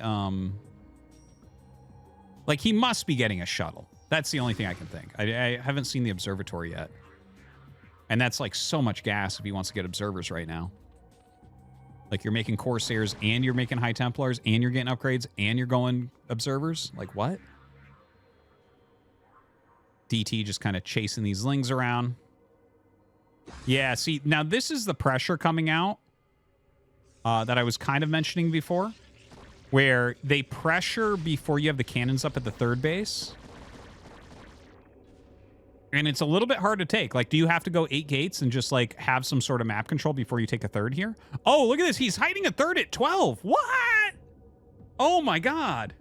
Not expected.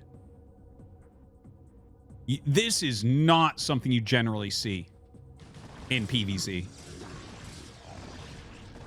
Okay, has to cancel that cannon. Backs up. Has the High Templars. Look at the double cannon on the high ground. Look at that High Templar standing there. That feels like a single player setup. We're like, yes, and then I have this over here. It fits perfectly.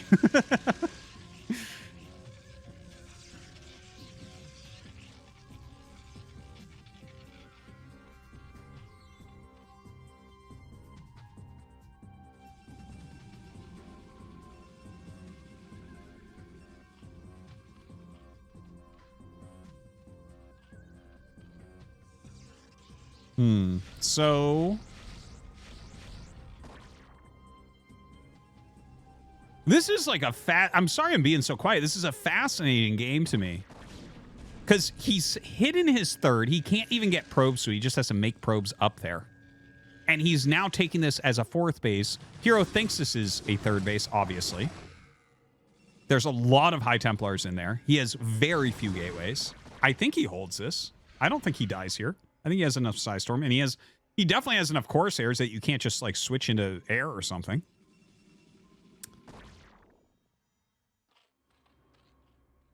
There's so many Hydras. Obviously, if 12 gets found, it's dead. Dude, I love Best. I just love Best. He is the most entertaining, the coolest, smartest Protoss.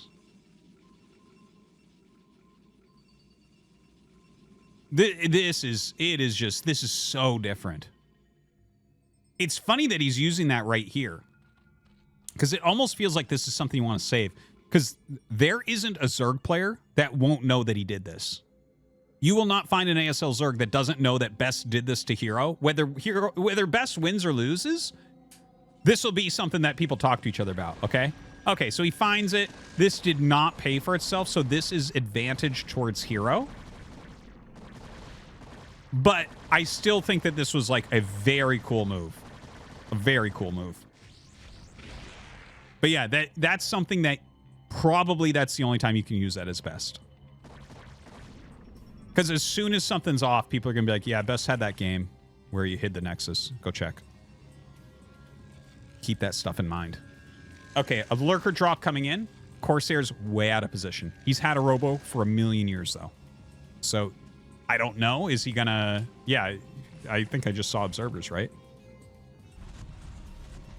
Okay, Corsair's coming to clear this. Is that a big drop going towards the back? Look at this. His defense is so good. Look at this army waiting for a drop. But I think Best will slaughter this drop. Like 3 Psystorms plus Corsairs coming in. Every Overlord's going to die. I don't think he'll lose the Nexus. He might lose a bunch of probes, but I think he'll keep the Nexus easily. Look at this. He micros the Corsairs so they stay alive. Scourge coming up to try to clear. The Scourge actually do all right.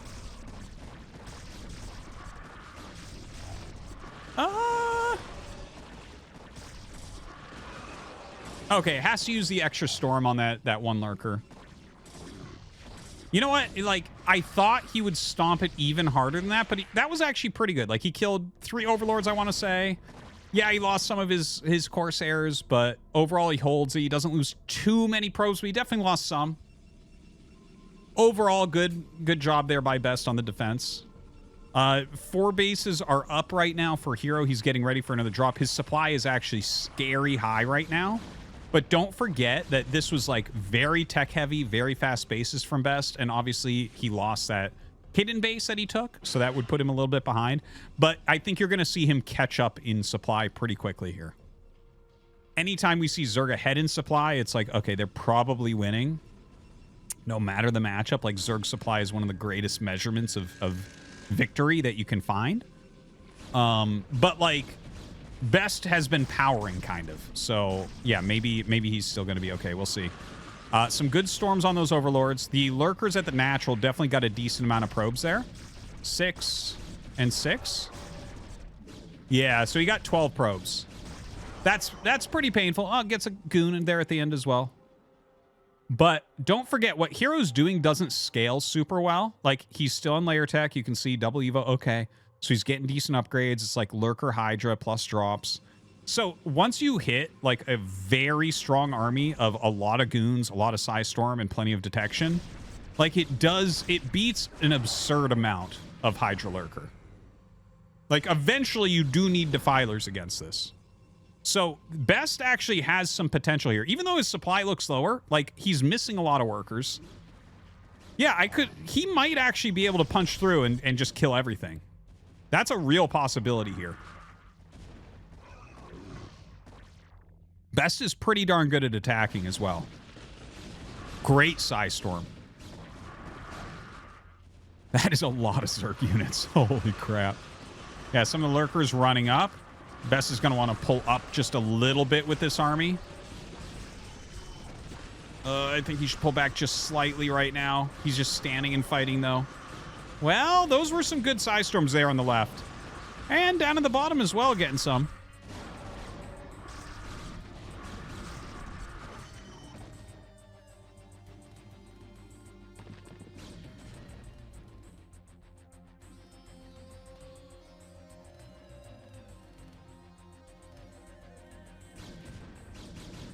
Okay, so Best, look at this now. He's up like a lot of supply suddenly, like 30 supply after that fight. His Psystrom's doing so well.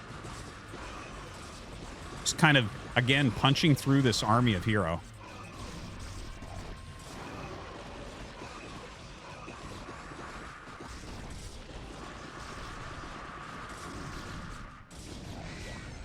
Yeah, that might be it.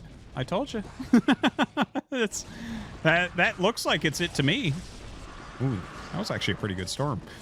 He's going to get the Hydro Sten. Yeah, GG is called. Great game there from Best. Wow. Okay, we're going to go into HY versus Best. It's going to be on Octagon. We just saw both these guys beat their very strong Zerg opponents, Queen and Hero respectively. It's been unbelievable aggression from HY. He's basically just like the games that we've seen from him so far. He's been going Zergling all-ins against ASL champions, and it's been working. Best, I do not think will fall to this because he's not an ASL champion. No. I think that by now, a word has gotten around what is happening with HY and what he's doing. And that's the thing. That's the thing about a lot of like ladder warriors. Is, you know, you'll get really good results through like some crazy aggression and some good control and stuff. But long-term winning a tournament with that is incredibly difficult. Incredibly difficult because eventually people are just going to know. And it's like if Best just knows to start off with like a defensive-ish stance and just to assume that something crazy aggressive is coming, he's not likely to die to it. Okay, it's a 9 pool from HY. No big surprise there. Oh, that was an overpool. My bad. Overpool. So that's actually, well, not a surprise there either because, well, 9 pool would have been more aggressive. Overpool is like a pretty standard opener for Zerg, even if you're going to do something aggressive afterwards. So a Forge from Best. Not at all surprised to see that. Best is the most common cannon rusher that exists in the pro scene for Protoss for Zerg. So he's prepped for that if it's hatchery first, and if it's not, he'll be... it's easily defendable because his Forge is so fast, and he's scouting both with both probes, right? So he's going to find his opponent. And there you go. He sees that. He's going to know that this is an overpool. And yeah, he can defend pretty cleanly from this. He's going to get their scout. Yeah, Nexus into cannon and gateway. Okay. So there you go. We have the openers. We have the openers, and nothing too crazy should happen. I do like that very much from HY, where he just stood there and fought.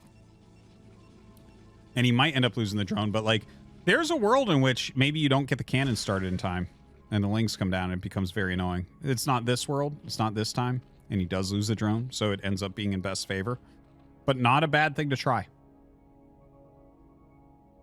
So... nothing too crazy should happen. Wow, that's a lot of lings he made. That's a lot of lings to have right now. I think you should consider a second cannon. That's what I think. He's... we'll see. He'll block with probes. Best isn't dumb. So yeah, he's going to go ahead and block everything up. Excuse me. Block everything up.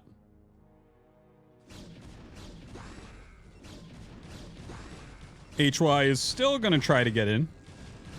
Wow. The blocking from Best here is very good. It's going to lose like 2 probes maybe, and 3 lings get in. Not bad. Best should be pretty happy with that. There is a world in which this turns into a secondary Zergling rush. where he can utilize those lings to come up and like flank the cannon or flank probes that are in the way. We'll see momentarily. So he has over 100 gas. Okay, layer. That's what we were looking for. Because if layer doesn't start but the gas disappears, you know speed is on the way.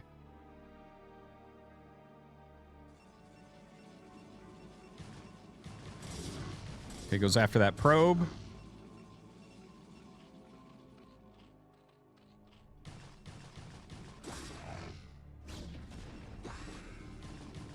Ooh. Gets the probe. Okay. Layer coming up. Not a lot of drones. See how HY tries to recover from here. Oh, Best doesn't look too happy. Oh, the drone is a kill. That's why. I was like, why is he not happy right now? I think he lost a probe maybe to that drone. That's what it looks like to me. So losing your scout is it can be deadly in this matchup. You really do need to try to keep your scout alive, probably in this matchup longer than any other as the Protoss. Check out what's coming up. All right, so it's going to be a minute before anything else really happens in this game, I think. Like, he's spreading a few lings. Yeah, Zealot's coming up for some pressure. And that is like 9 larvae that aren't in use right now. It's funny to see, man. Like, this is what aggression nets you sometimes. Like, he doesn't have the money to buy his larva. And if you don't, the larva refresh doesn't, you know. Like, if you don't spend the larva, you're not going to get that extra larva. So you're just going to be behind on larva. And, like, it's like, yeah, well, that can happen. Some additional lings coming out. Oh, is he going to ling all in? It looks that way. That's a lot of speedlings coming out right now. But Best is putting enough pressure on with the Zealots that he's actually seeing, he's like, oh, you have speedlings down here, you have speedlings up there. That's a lot of speedlings. So he is making more cannons. He needs to get stuff into his wall. Oh, boy.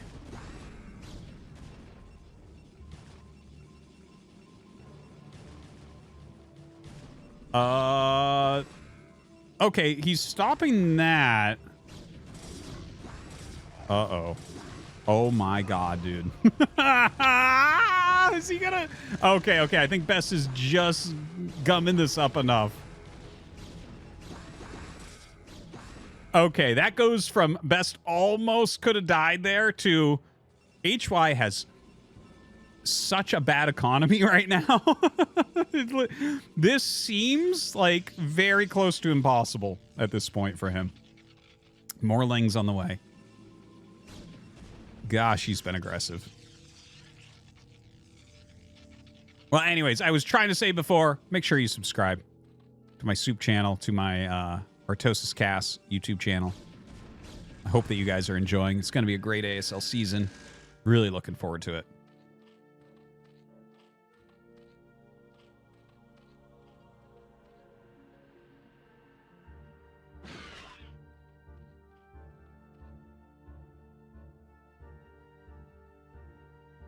Corsair being chased down by those Scourge reasonably well. Already gets a single connection. And I think he's flying these other Scourge to catch it in the front. Yep, really good. Ah, and he gets it. Hey, that's a good kill. Good, solid kill. By the way, just because HY is playing unbelievably aggressive throughout this doesn't mean he doesn't also have great base skills. That's like important to mention, is that even the most aggressive players, if they're like being able to do this, like, generally they have really good base skills as well. It's not like you're going to get, like, a C ranker that can do this. Like, to even have that good of micro and timing and hitting the build orders and stuff, it's like, yeah, you're already S rank. So, you know, there's a certain base level that's still going to be there, for sure. He's actually droned up reasonably well, considering. He's going up to 5 hatches. It's not the fastest 5 hatches, but he's going up to 5 hatches. Zealots come up and are being very annoying in the way. He actually is drilling through them with the drones here to try to get them out of there, and lost an extra drone because of that. But yeah, it actually does help quite a bit, and he will be able to clear those out. That's such a good place for Best to stand as Zealots. Already 3 cannons in the main. DT walking up. Uh-oh. Could be bad.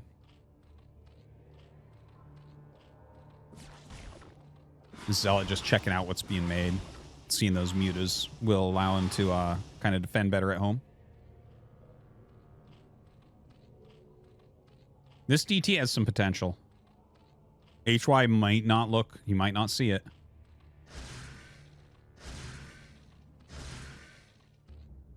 Okay, catches it reasonably fast. Not that there was a lot of other stuff going on, but reasonably fast still. Group of mutas getting ready to go in. He's got enough to one-shot probes now. More DTs being made by Best. All right, got okay damage there. This Zealot going to do a little bit as well. Oh, great Psy Storm. Already kills 2 mutas. Did lose that High Templar, though. Dude, 4 drone kills? 5 drone kills on a Zealot. Did better than the DT. And a Dark Archon on the way. This is really becoming synonymous with Best. He even went Corsairs this game and still went Dark Archon. That I haven't seen before. All sorts of games where he doesn't really go for Corsairs, he'll end up going, like, when his opponent goes 3-hatch Hydra opener, he always goes Dark Archon. And we've been talking a lot, and everyone's been kind of like, shouldn't all Protoss be doing this? And not everyone is. But this game, he actually went for Corsairs. Like, he had Corsairs at a normal time. It wasn't a Hydra all-in. Yeah, it was kind of all-in-ish with Lings. Like, it was very aggressive. So he didn't overmake Corsairs. But, like, he's still added in the Dark Archon. I really do think the Dark Archon is part of the future of the matchup. Like, I think we will see it more and more like this, where it's like, yeah, he got that. By the way, did you see that High Templar behind the gateway? Protoss buildings oftentimes have little sticking up parts, little spires that you can actually hide the High Templar behind. Do you see it? It's dancing right there.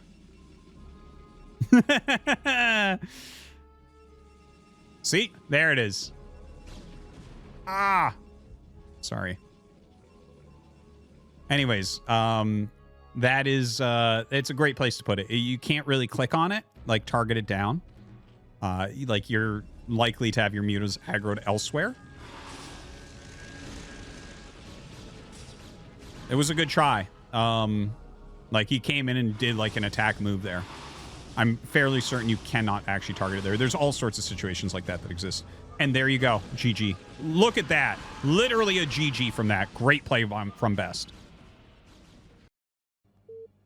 Okay, so we're going into Queen versus Hero, which means that we're now into a loser bracket part of this. So the top 4, I think, at least for this part, is Best won the winner bracket. I think HY awaits the winner of Queen and Hero. So 3 Zergs and a Protoss. We definitely didn't see when we were going over the brackets all the pros that you would expect to see. So I'm guessing this is like maybe half of the tournament. I don't know for sure though, guys, and I'm sorry about that, but there was not really a good way to check. There wasn't that much well-worded information out there. But yeah, anyways, next week I will know exactly how this format works after having studied what has happened here and trying to figure out exactly what the brackets all look like at the end. But yeah, we're in a ZvZ here on Octagon, Queen versus Hero, you know, 2 of the best Zergs ever. So hopefully it's a good ZvZ. Okay. Hope you guys, yeah, hope you enjoy and that you're subscribing and all that is appreciated. Yeah, I just love Cast and StarCraft. And, you know, so far I'm finding the ASL Open pretty entertaining. I love having all the top-end players in it playing like a little bracket tournament. Well, I guess it's a pretty big bracket tournament, really, when you look at it. But, yeah, I guess having everyone there is cool. You know, some people mention, I've seen people mention that maybe ACS was a better idea because it was something for the amateurs to look forward to and stuff. I don't know that I agree with that completely. Like, I think ACS got warped from what it originally was. I think it should have been an actual amateur tournament, and it got warped into something that had pro gamers in it. And so it was just kind of like, wait, the weaker pro gamers and the amateurs playing this, and it's like, but the weaker pro gamers are way stronger than most of the amateurs, and like, and then like the people who made it in off of it were not always the greatest. Like the people who have won ACS haven't done anything in ASL basically ever. I guess Scan got a second place once, and he made a round of 16, so that's pretty good. But that's about it, right? Like, Saber got so crushed. There was actually a video that Jinjin translated where Flash mentioned that ACS shouldn't give spots.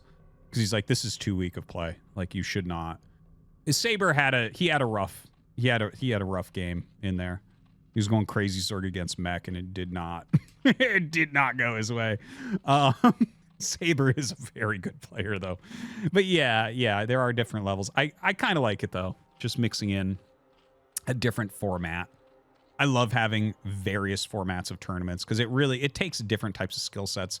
Like regular tournaments, you don't really see someone like HY do that well.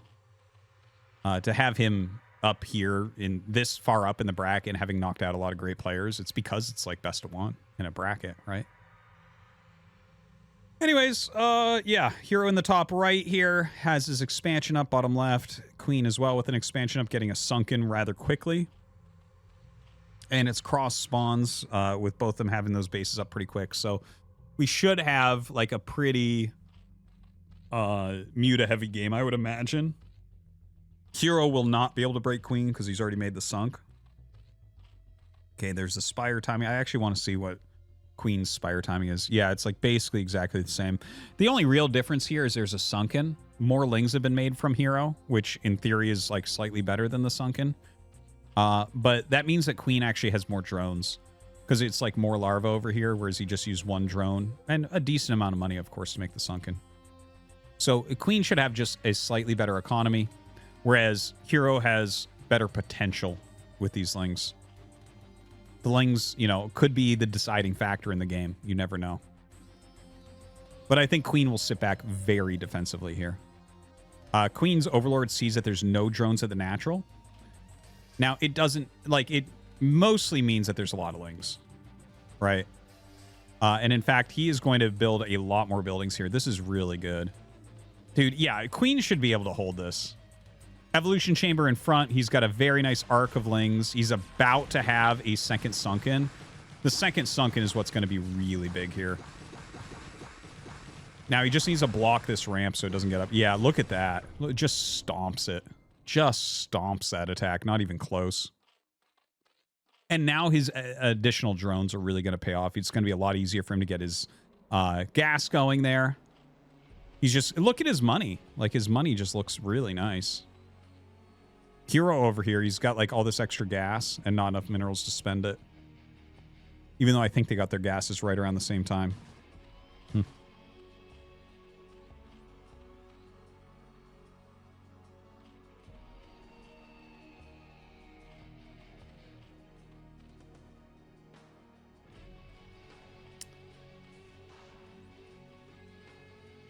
Okay, Muta's popping out.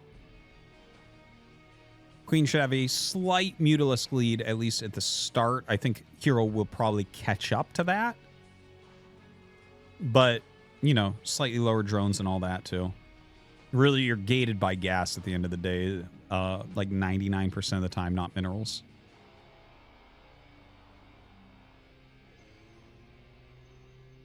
All right, so right now, Queen, he's just kind of flapping around the map looking for overlords. Finds one here in the top left. It's a good find. Now, there is potential here for Hero to do the same thing.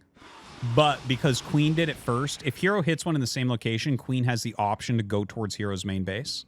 Or to try to go in between where the mutas and the natural are of Hero here. Both of those give him some potential for getting like game-winning damage. Whether that's picking off mutas. See, he was trying to make a beeline in between them. It was just a little bit too far away. It looks like the Scourge lead. He loses a single Scourge, takes half damage on the other. Okay, turns around. But yeah, he was looking for Hero maybe to be slightly out of position there. And if he gets in and takes a good fight, that can, again, lead to a victory. Hopefully for both sides, they're going for upgrades on the mutas. They both should be going +1 flyer carapace.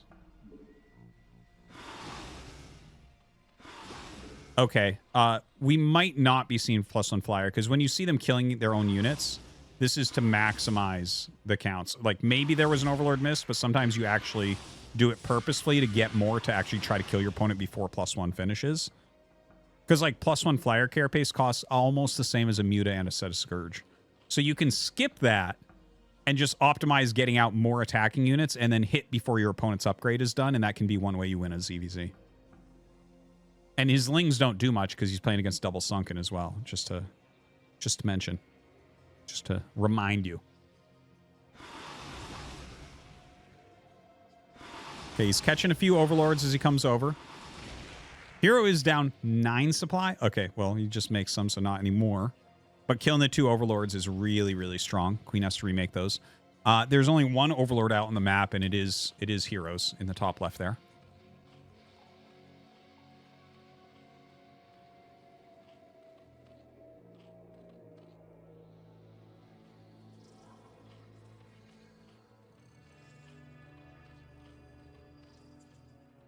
Good amount of Scourge, a lot of Mutas.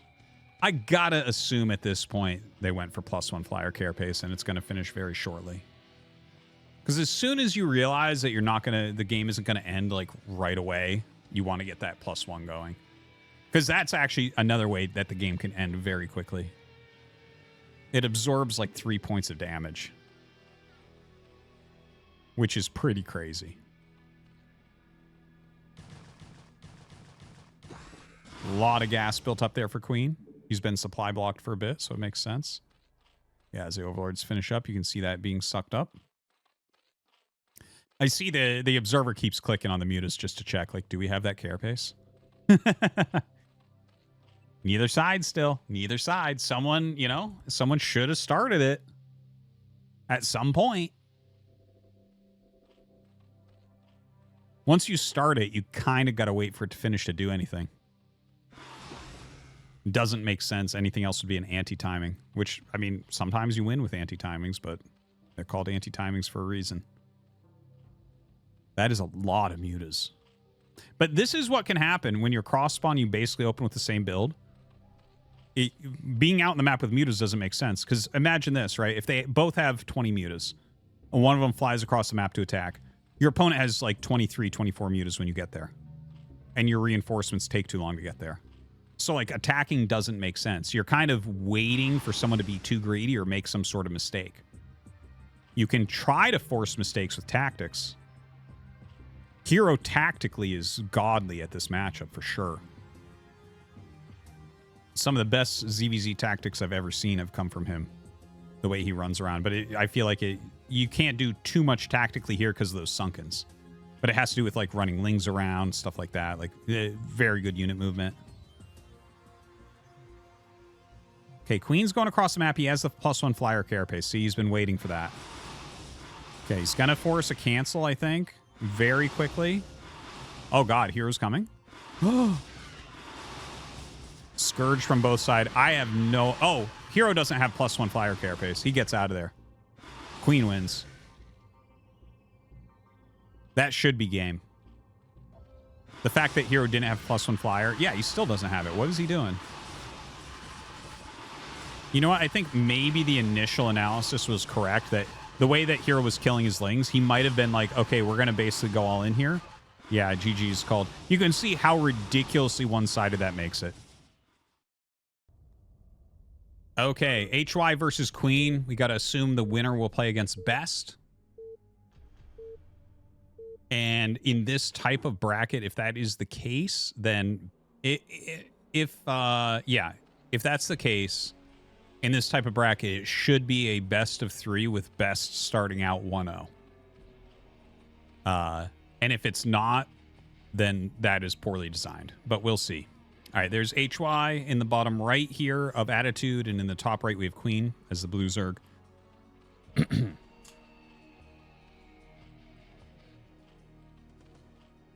Still very excited to find out about this HY guy a bit. I'll be messaging some friends that might know the Korean scene. After this is done, I guess I'll let you guys know in the next video.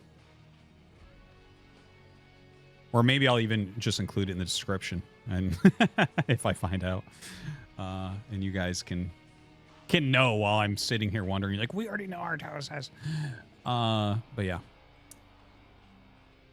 I'm pretty happy to see Queen doing this well, as I thought that he might.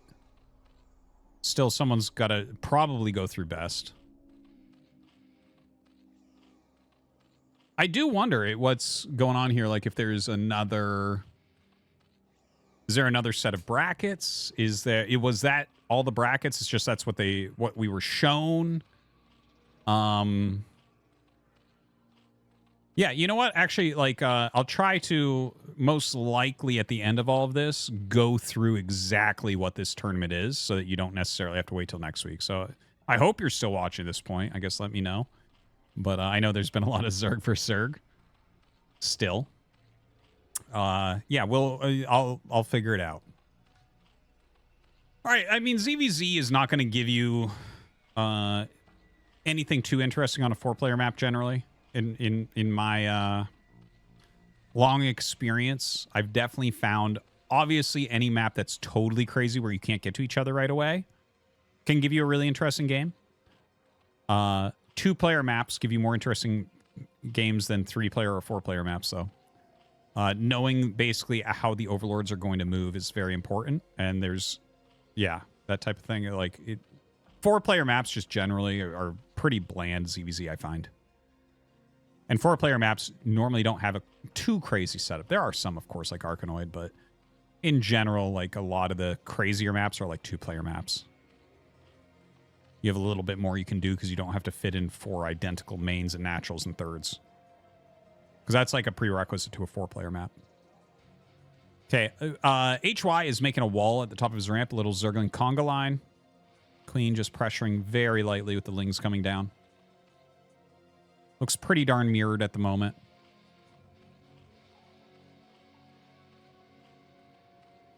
Second hatchery for HY, okay. Cool. Queen just going to hit that spire. Okay, so slightly different builds. I guess it was a little bit quicker gas here from Queen. Yeah, quicker layer, but no second hatches quickly.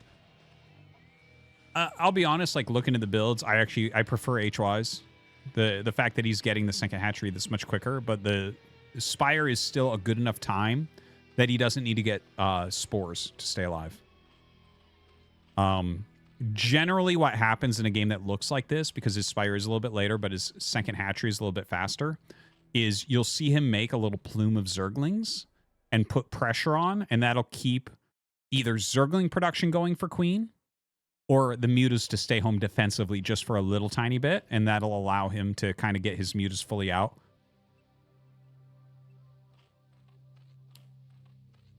So we'll see if that's the case. He doesn't necessarily need to do that. Like, he can just sit here and just make his mutas. His Spire is not that much slower. It would be a little bit risky for Queen to really commit trying to send mutas across. Starts hitting the drones and some Scourge pop out and kill your mutas or something, or even his own mutas with moving shot. So Queen is taking the natural. Of course, when he gets that second gas going, that's going to be a big advantage on HY. So this is going to force HY into a very offensive stance. And he can either take an offensive stance where he's just stopping the gas from being taken and take his own third, or own third hatchery, which would be at his natural. Or he can just try to kill him, because he has the additional larva.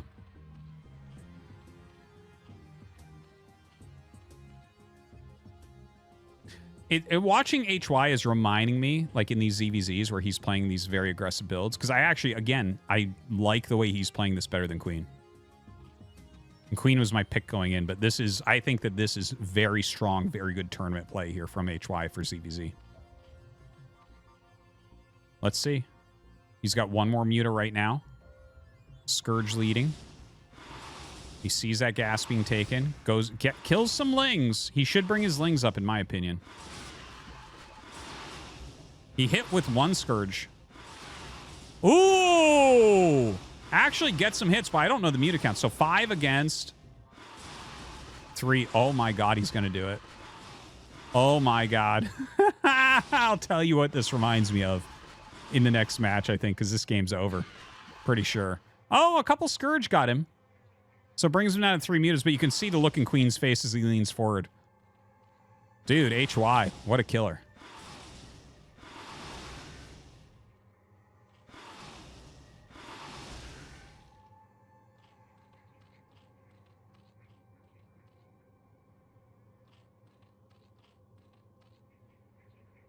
Okay, the Scourge coming up. They're going to camp the eggs, it looks like, which is really smart. And 1 Muta can't micro against Scourge, so you can just put 2 Scourge on that Muta, and it will die. Yeah, you can't do anything there with this. You lose too much space, and GG is called. HY takes him down. Oh my god.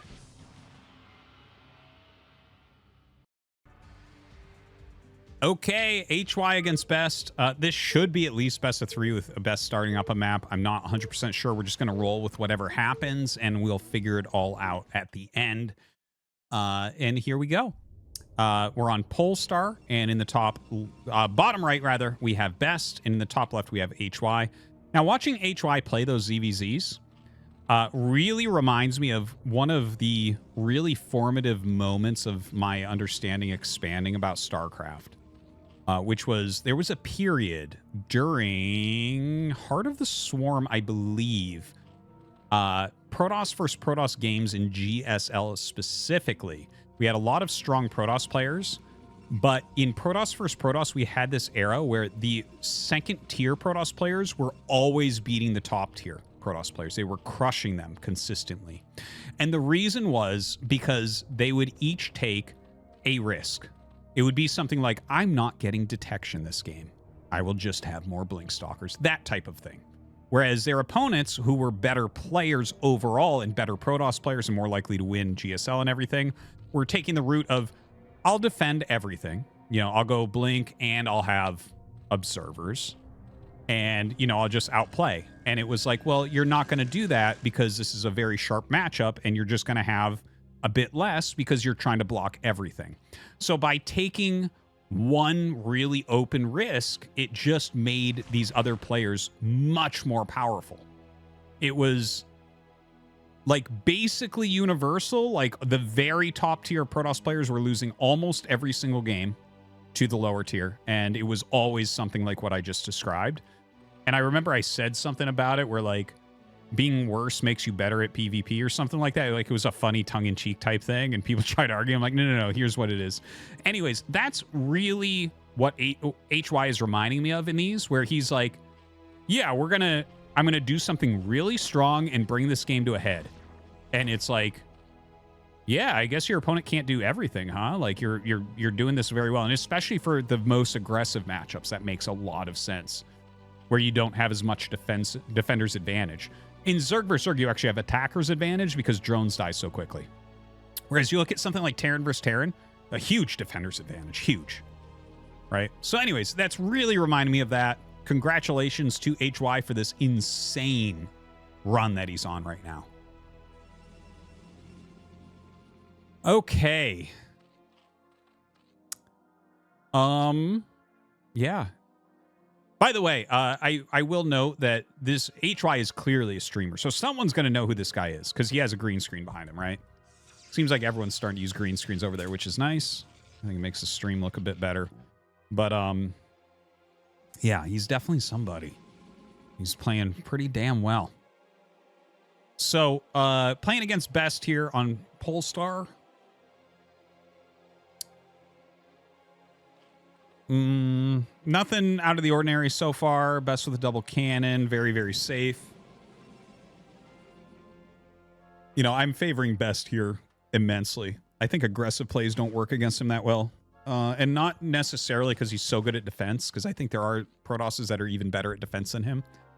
I think Paralyze and Bisu are probably the 2 best defenders of Zerg cheese. Really, yeah. I'd stand by that. And Snow is very good at defending Zerg cheese just because his micro is so good, but that's not like... That's good micro. That's not defensive capability necessarily, right? I think they are different. You can definitely talk about them differently from each other. But Best, I think...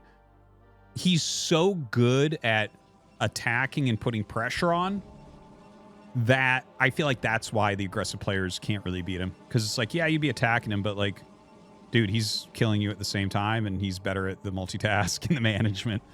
So, anyways, that's kind of my take on that. Now, Layer on the way here for HY, playing much less aggressively than we've seen so far. Is this going to be to his detriment? Well, I wouldn't say so right now. Like, I don't think you want to get into a normal macro game with Best. I don't think literally anyone from any race wants that. But there's already 2 cannons up. So, like, if he was making a bunch of lings right now, it's like, well, dude, that's a long shot. Like, that's a real long shot there. So, I like that he hasn't done that yet. I do wonder, like, I could see him doing Muta, like showing some Mutas, and then instantly going into mass Hydras and trying to hit a pre-storm bust timing. I think that might be the most likely way to beat Best here. Try to get him countering Mutas, and then just like try to roll over him with Hydralisks.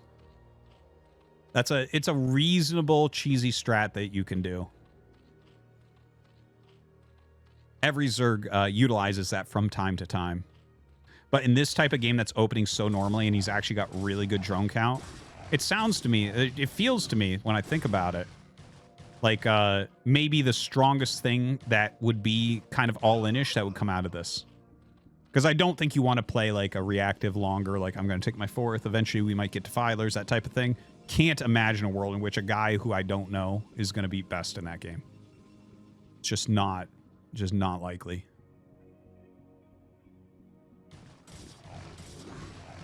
A couple Zealots, you can see he is keeping that pressure on, trying to get across the map. A couple macro hatches coming up. Spire is going to finish. Generally, you're going to want to make like 4 Scourge into 5 Mutas if you're going to go with the style that I mentioned there. You might even, if you're playing real mind games, get even more than that. But he doesn't have a second gas yet, and that's something that Best has definitely realized. Ah, he got right up into 6 hatch. Very timely 6 hatch into the additional gas. Very good. That makes a lot of sense. Evolution Chamber, good SimCity as well. Solid play here from HY. Like, this is a regular macro opening. I keep on mentioning, like, very aggressive turns it can take, but so far, it's a great macro opening. I remember once in GSL, like, Shine used to be known as a cheesy player. And when he switched over to StarCraft 2, he was still pretty cheesy, pretty aggressive. And then he, like, beat Flash in a straight macro game. And I remember I was like, what? Like, the greatest macro player ever just lost to the cheesiest player ever in a macro game? I believe it was Flash that he beat in that game. Someone can correct me if I'm wrong on my memory there. But, you know, the thing is, like, I mentioned this earlier because obviously he's played all these aggressive games, but you don't get this far without having great base skills as well. So, like, so far it looks really good. Like, everything he's done has looked very good this game. He's playing a very good solid game. Now, this part, he's already lost 3 drones. Best is really good at this type of attack as well. But 3 drones, you know, that's painful, to say the least. Okay, good blocks. Sees the Mutas popping. Okay, let's see it. Let's see it. Cannon coming up. More Speed Zealots going out. Additional cannon near the Stargate. Hydra's Den is up. Now watch. These will be Hydras. That's what I think he should be doing. This is what I've been calling out to. Here's 5 Mutas. Yep. There's a handful of Scourge. Now what's coming out of these eggs? Oh, drones! Okay. That was a heavy droning round. Wow. Wow, wow, wow. He just made like 12 drones. Whoa. Oh, wait. The Scourge came in. Almost. Almost. Okay, so HY has a really nice amount of drones right now. He's got a great amount of production. He has some Mutas on the map. He killed like 1 Corsair. I think he damaged another one heavily as well. More drones? What are we doing? Oh, okay. Another big group of Scourge. Is he going to continue to try to make the mutas work? So the pre-storm bus timing is probably not a realistic thing right now. I do feel like he's missed the boat on that idea that I had for him, which is not a negative thing. That was just my idea. Already High Templar's coming out. He has a lot of Scourge here. Maybe he goes true style and just does Muta Hydra. I know a lot of people have seen that and think that that looks like a really, really strong way to play the matchup. I would agree. I think that True has done really well with it so far. Has that +1 flyer carapace. Goes after the High Templar. Hey, he gets it. Okay. Keeps the Scourge around so the Corsairs can't just come up and destroy everything. Macroing heavily here. 86 to 86. I hope he has an Overlord on the way. A lot of Hydras being made. Hey, this is good play.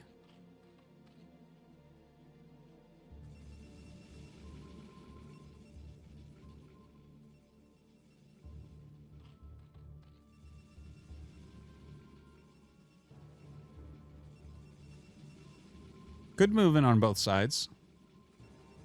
Okay, Muta's coming in. Ooh! Oh! He got every Scourge with that storm! Oh, no! Oh, he got every Scourge. Corsairs just wiped the Mutas in 2 seconds. I tell ya. Oh, if you, like, you know... The position he's in, if you gave it to Soma, you just like gave the controls to Soma, like I would be like, okay, I think Soma's in a pretty good spot here. But then you see that and you're like, damn, man, like that things can turn fast. These little tiny things. Oh, were your Scourge just a little too clumped near the Mutas? Best wins. Well, the game is clearly not 100% over, but look at the supply differential, 144 to 91. It's pure Hydra coming across right now. Doesn't look good for HY, that's for sure. Okay, some storms going down. He's getting through these Hydras pretty quickly, making an Archon there. Yeah, got to bring these Zealots down, really, really important. Okay, the Corsair is actually killing a bunch of these Overlords, so that's pretty nice. Definitely very good for best right now. 61 supply to 132. Yeah, I think HY's run is done. That's what it looks like to me.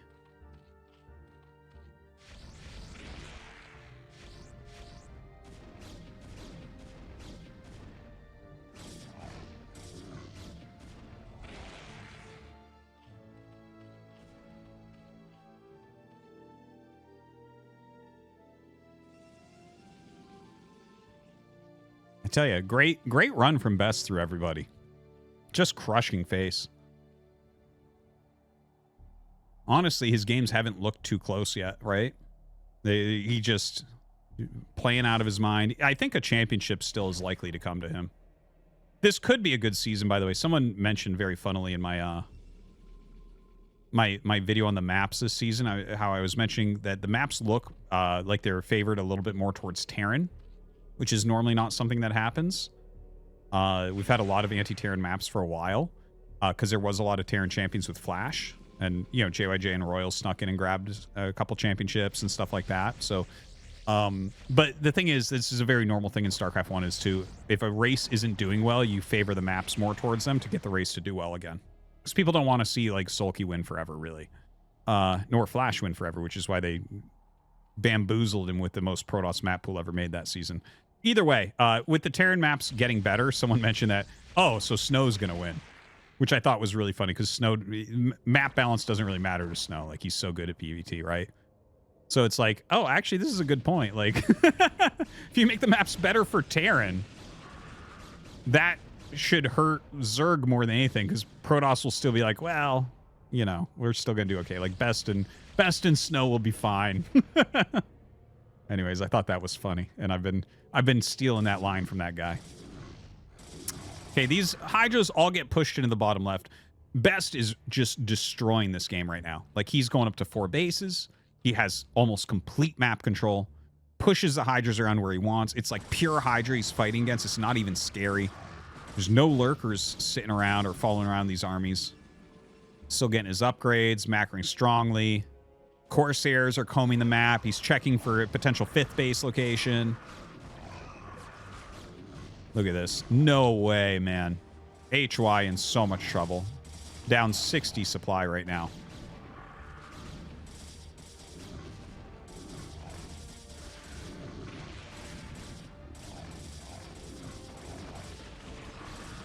Nice storm there on the Hydras, pushing them back.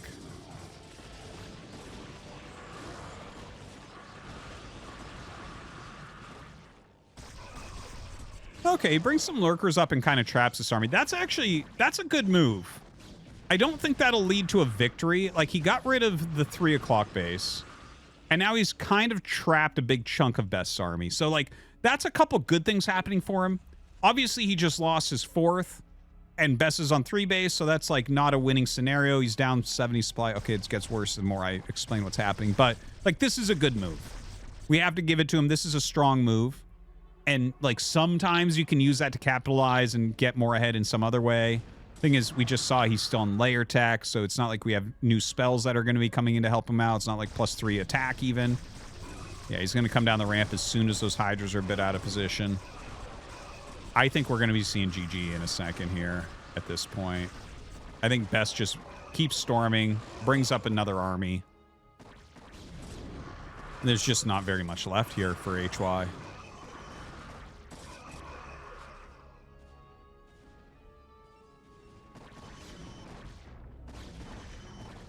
All right, finally clears that out. Some more lurkers being made.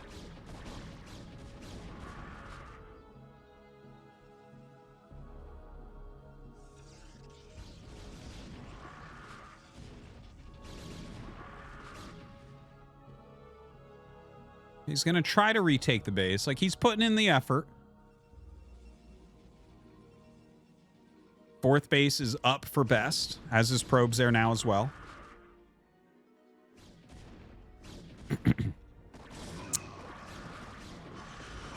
Yeah, I think we are going to see the GG seriously any second. There's just nothing going on here.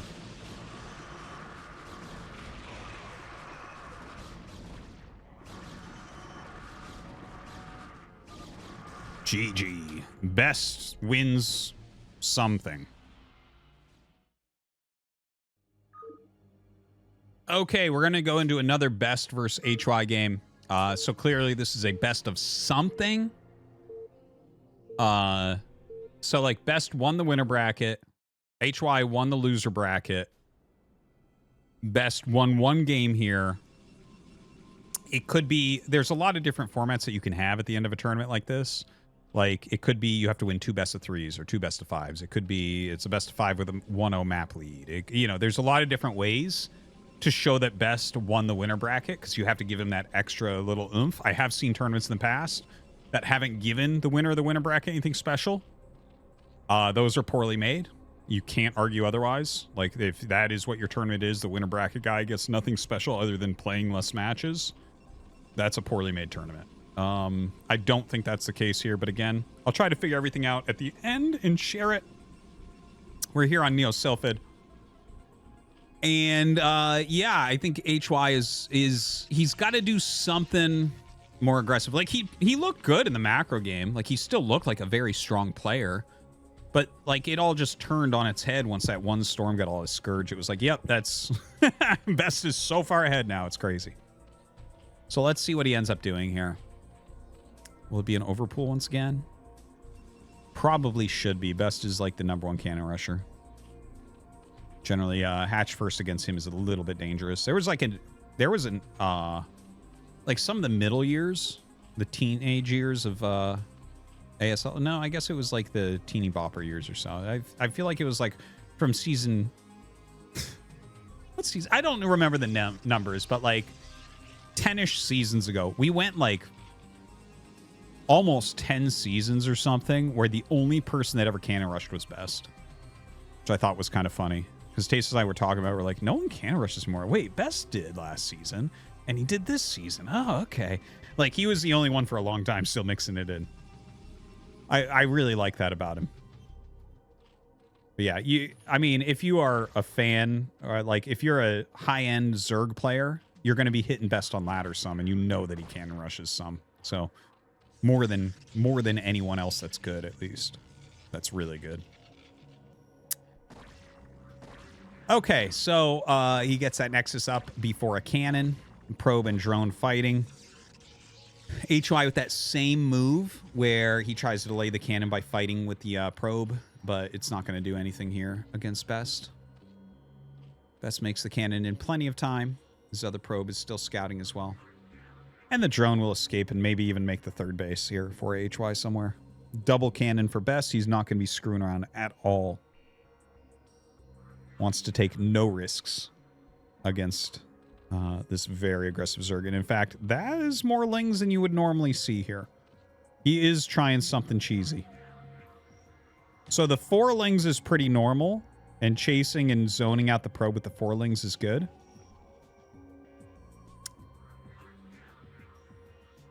You don't want to show him any more than that, though. Let's see if he makes more. Is it just going to be these? You know what's funny? He doesn't know about the second cannon. These Lings coming down could kill 1 cannon. 2, though? No. And he even blocks with the probes, which makes it even worse. But, yeah, that's Best kind of accounting for everything that could happen here. I like it. So he gets his natural up, gets mining.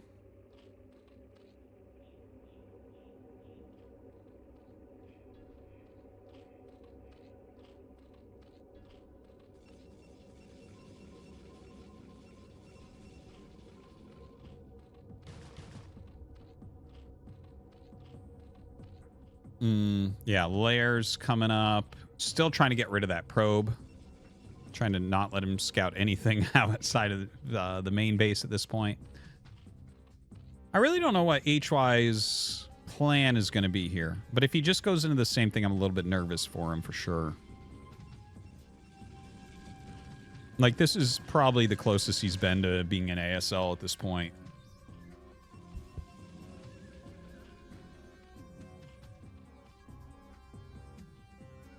And, you know, you got to basically give it your absolute best shot. Like, what is the strategy that might pick me up a map win here?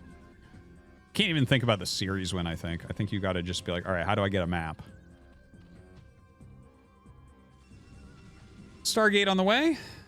Has his forge spinning already. HY does look like he's getting ready for his Spire.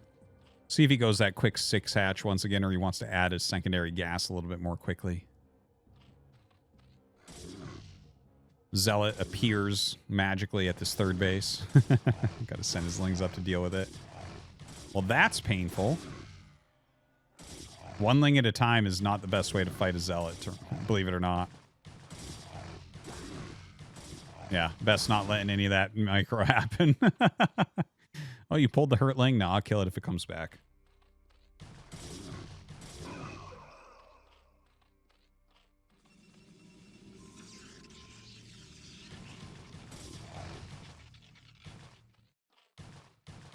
All right, Zealot's still wiggling its way into the mineral line. Finds a great place to stand there. Zergling's single file going to have to fight once again. Can't quite fit that additional Ling in there.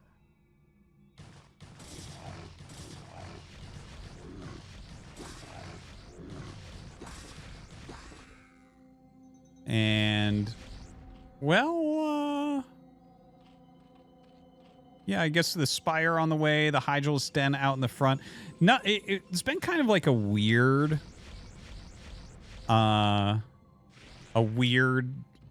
opener, I guess. Like, watching the Zealots walk in single file and then fight Lings single file, and it's like, yeah, he's popped an Overlord. Look at this, 33 of 27.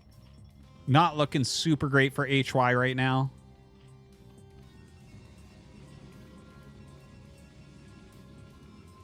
Everything looks extremely solid for Best, though. He does have a second gas. And he does have the 5 hatch, or he's at least making the 5 hatch right now. In the previous game, things went a little bit better for him, and he went up to the 6 hatch really, really quickly before the second gas. He is trying to drone pretty heavily here now.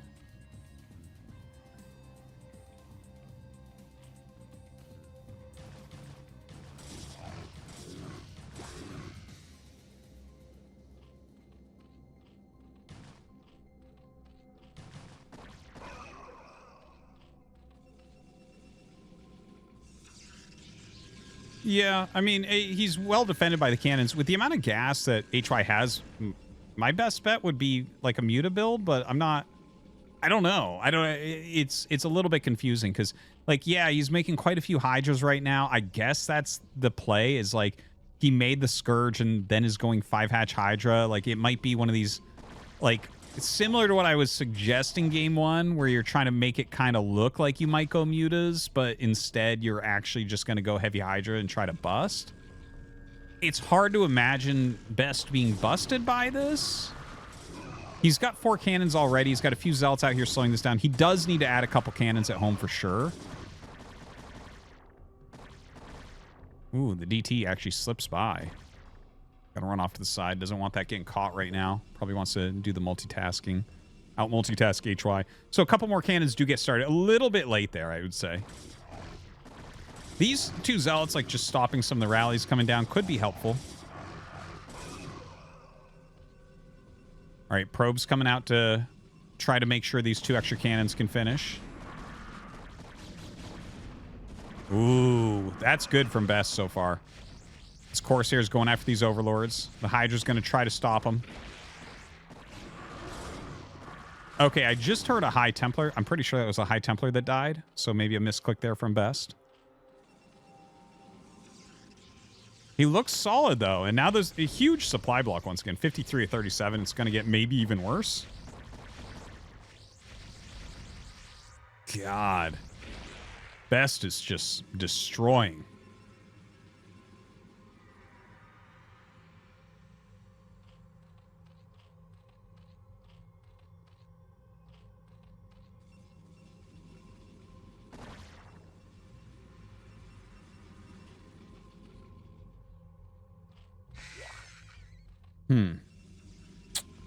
Decent supply here for HY. But Best hasn't really gotten his additional gateways going yet. And when that happens, it's kind of like the game that he played earlier against, what was it, Hero or Queen? Where it's like, yeah, you know, he has really good supply right now, but when the gateways get going, he's going to catch up really quickly.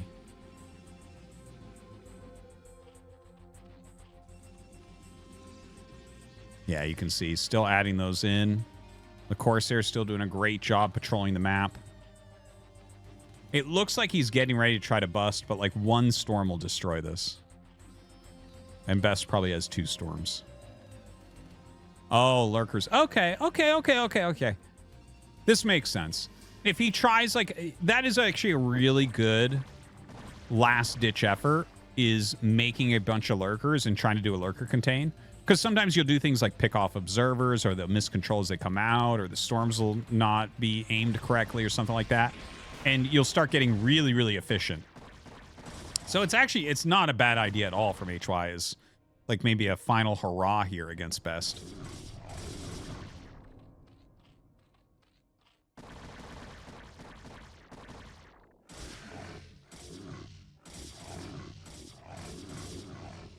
It's Best with a little bit of counterattack. He's going to have to kill at least one of his own cannons there to get those Dragoons walking where he wants them. Oh my god, I don't know if that's upgrading right now. It probably is, so that's painful. Literally doesn't matter that he lost those Zealots.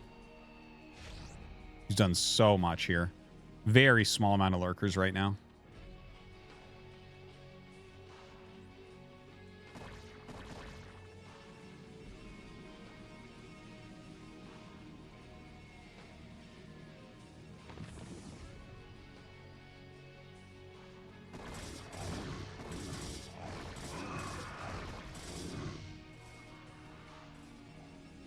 Yeah, so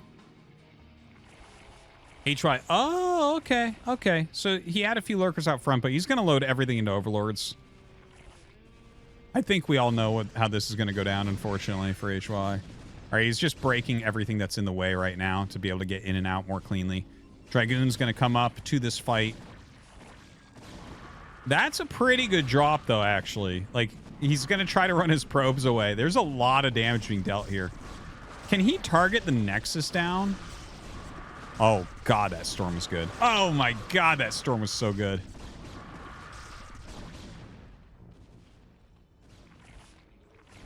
Going to be loading up. Try and drop number 2.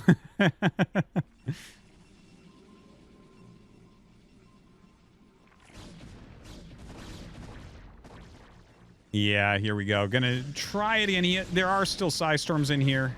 And, of course, the Overlord's got to drop quicker than they might have wanted to because of those Dragoons just pecking away at their health.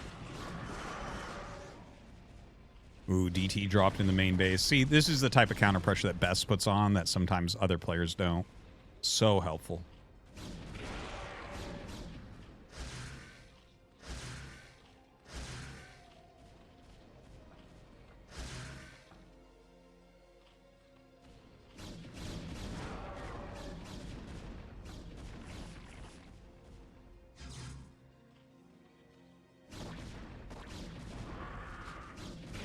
Now, sorry, I'm just like, well, we are almost no supply. All the drones are being killed. GG.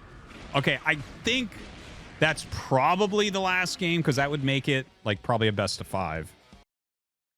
Okay, guys, so I have the complete down low on absolutely everything here. So first up, basically it's called like the ASL 21 Open, and it's qualifiers, right, is what most of it was, and then the double elimination 4-man tournament at the end was from the 4 groups. Okay, also we now know the player. This here is HY is Bliss. Okay, so Bliss is an amateur Zerg. I have casted him occasionally on the channel, not a whole lot, but he's had some okay results in things in the past. He's played in like some Castmuse and Rock Star Leagues. He's played in like a lot of qualifiers before and stuff, but he's changed his ID.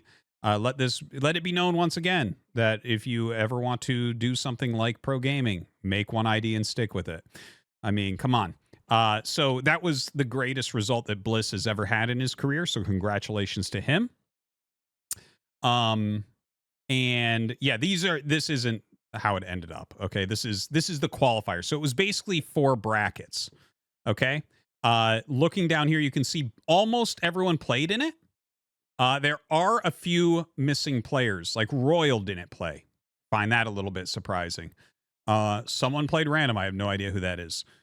But yeah, I also don't see Xiao Shui here, which is a little bit surprising because Xiao Shui normally plays like everything for the Korean qualifiers, but we do see Kid and Mihu. Kid is like the second best Zerg in China, and Mihu's the best Terran, and we don't see any of there's no none of their strong Protoss like Janhun or anything like that. So didn't see that. Well, I mean, maybe they were in there because I see that DeWalt isn't listed here on Liquipedia. They do a great job at Liquipedia, by the way, but don't see DeWalt listed, but we do know that he played.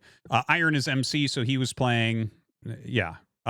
Anyways, it was basically everyone playing, and it was 4 brackets. These were all best of 1. Okay, so you can see at the end of the day, Larva over Hero, Bishop over Rush. I mean, a Rush over Bishop, then Rush over Hero, and then he beat Snow and lost to Queen, aka Zero.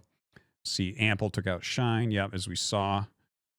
Killer over Promise. And then, yeah, I thought that Killer looked familiar. Didn't come to me at the time, though. And we had down here, Olympus is the guy who took out Zealot.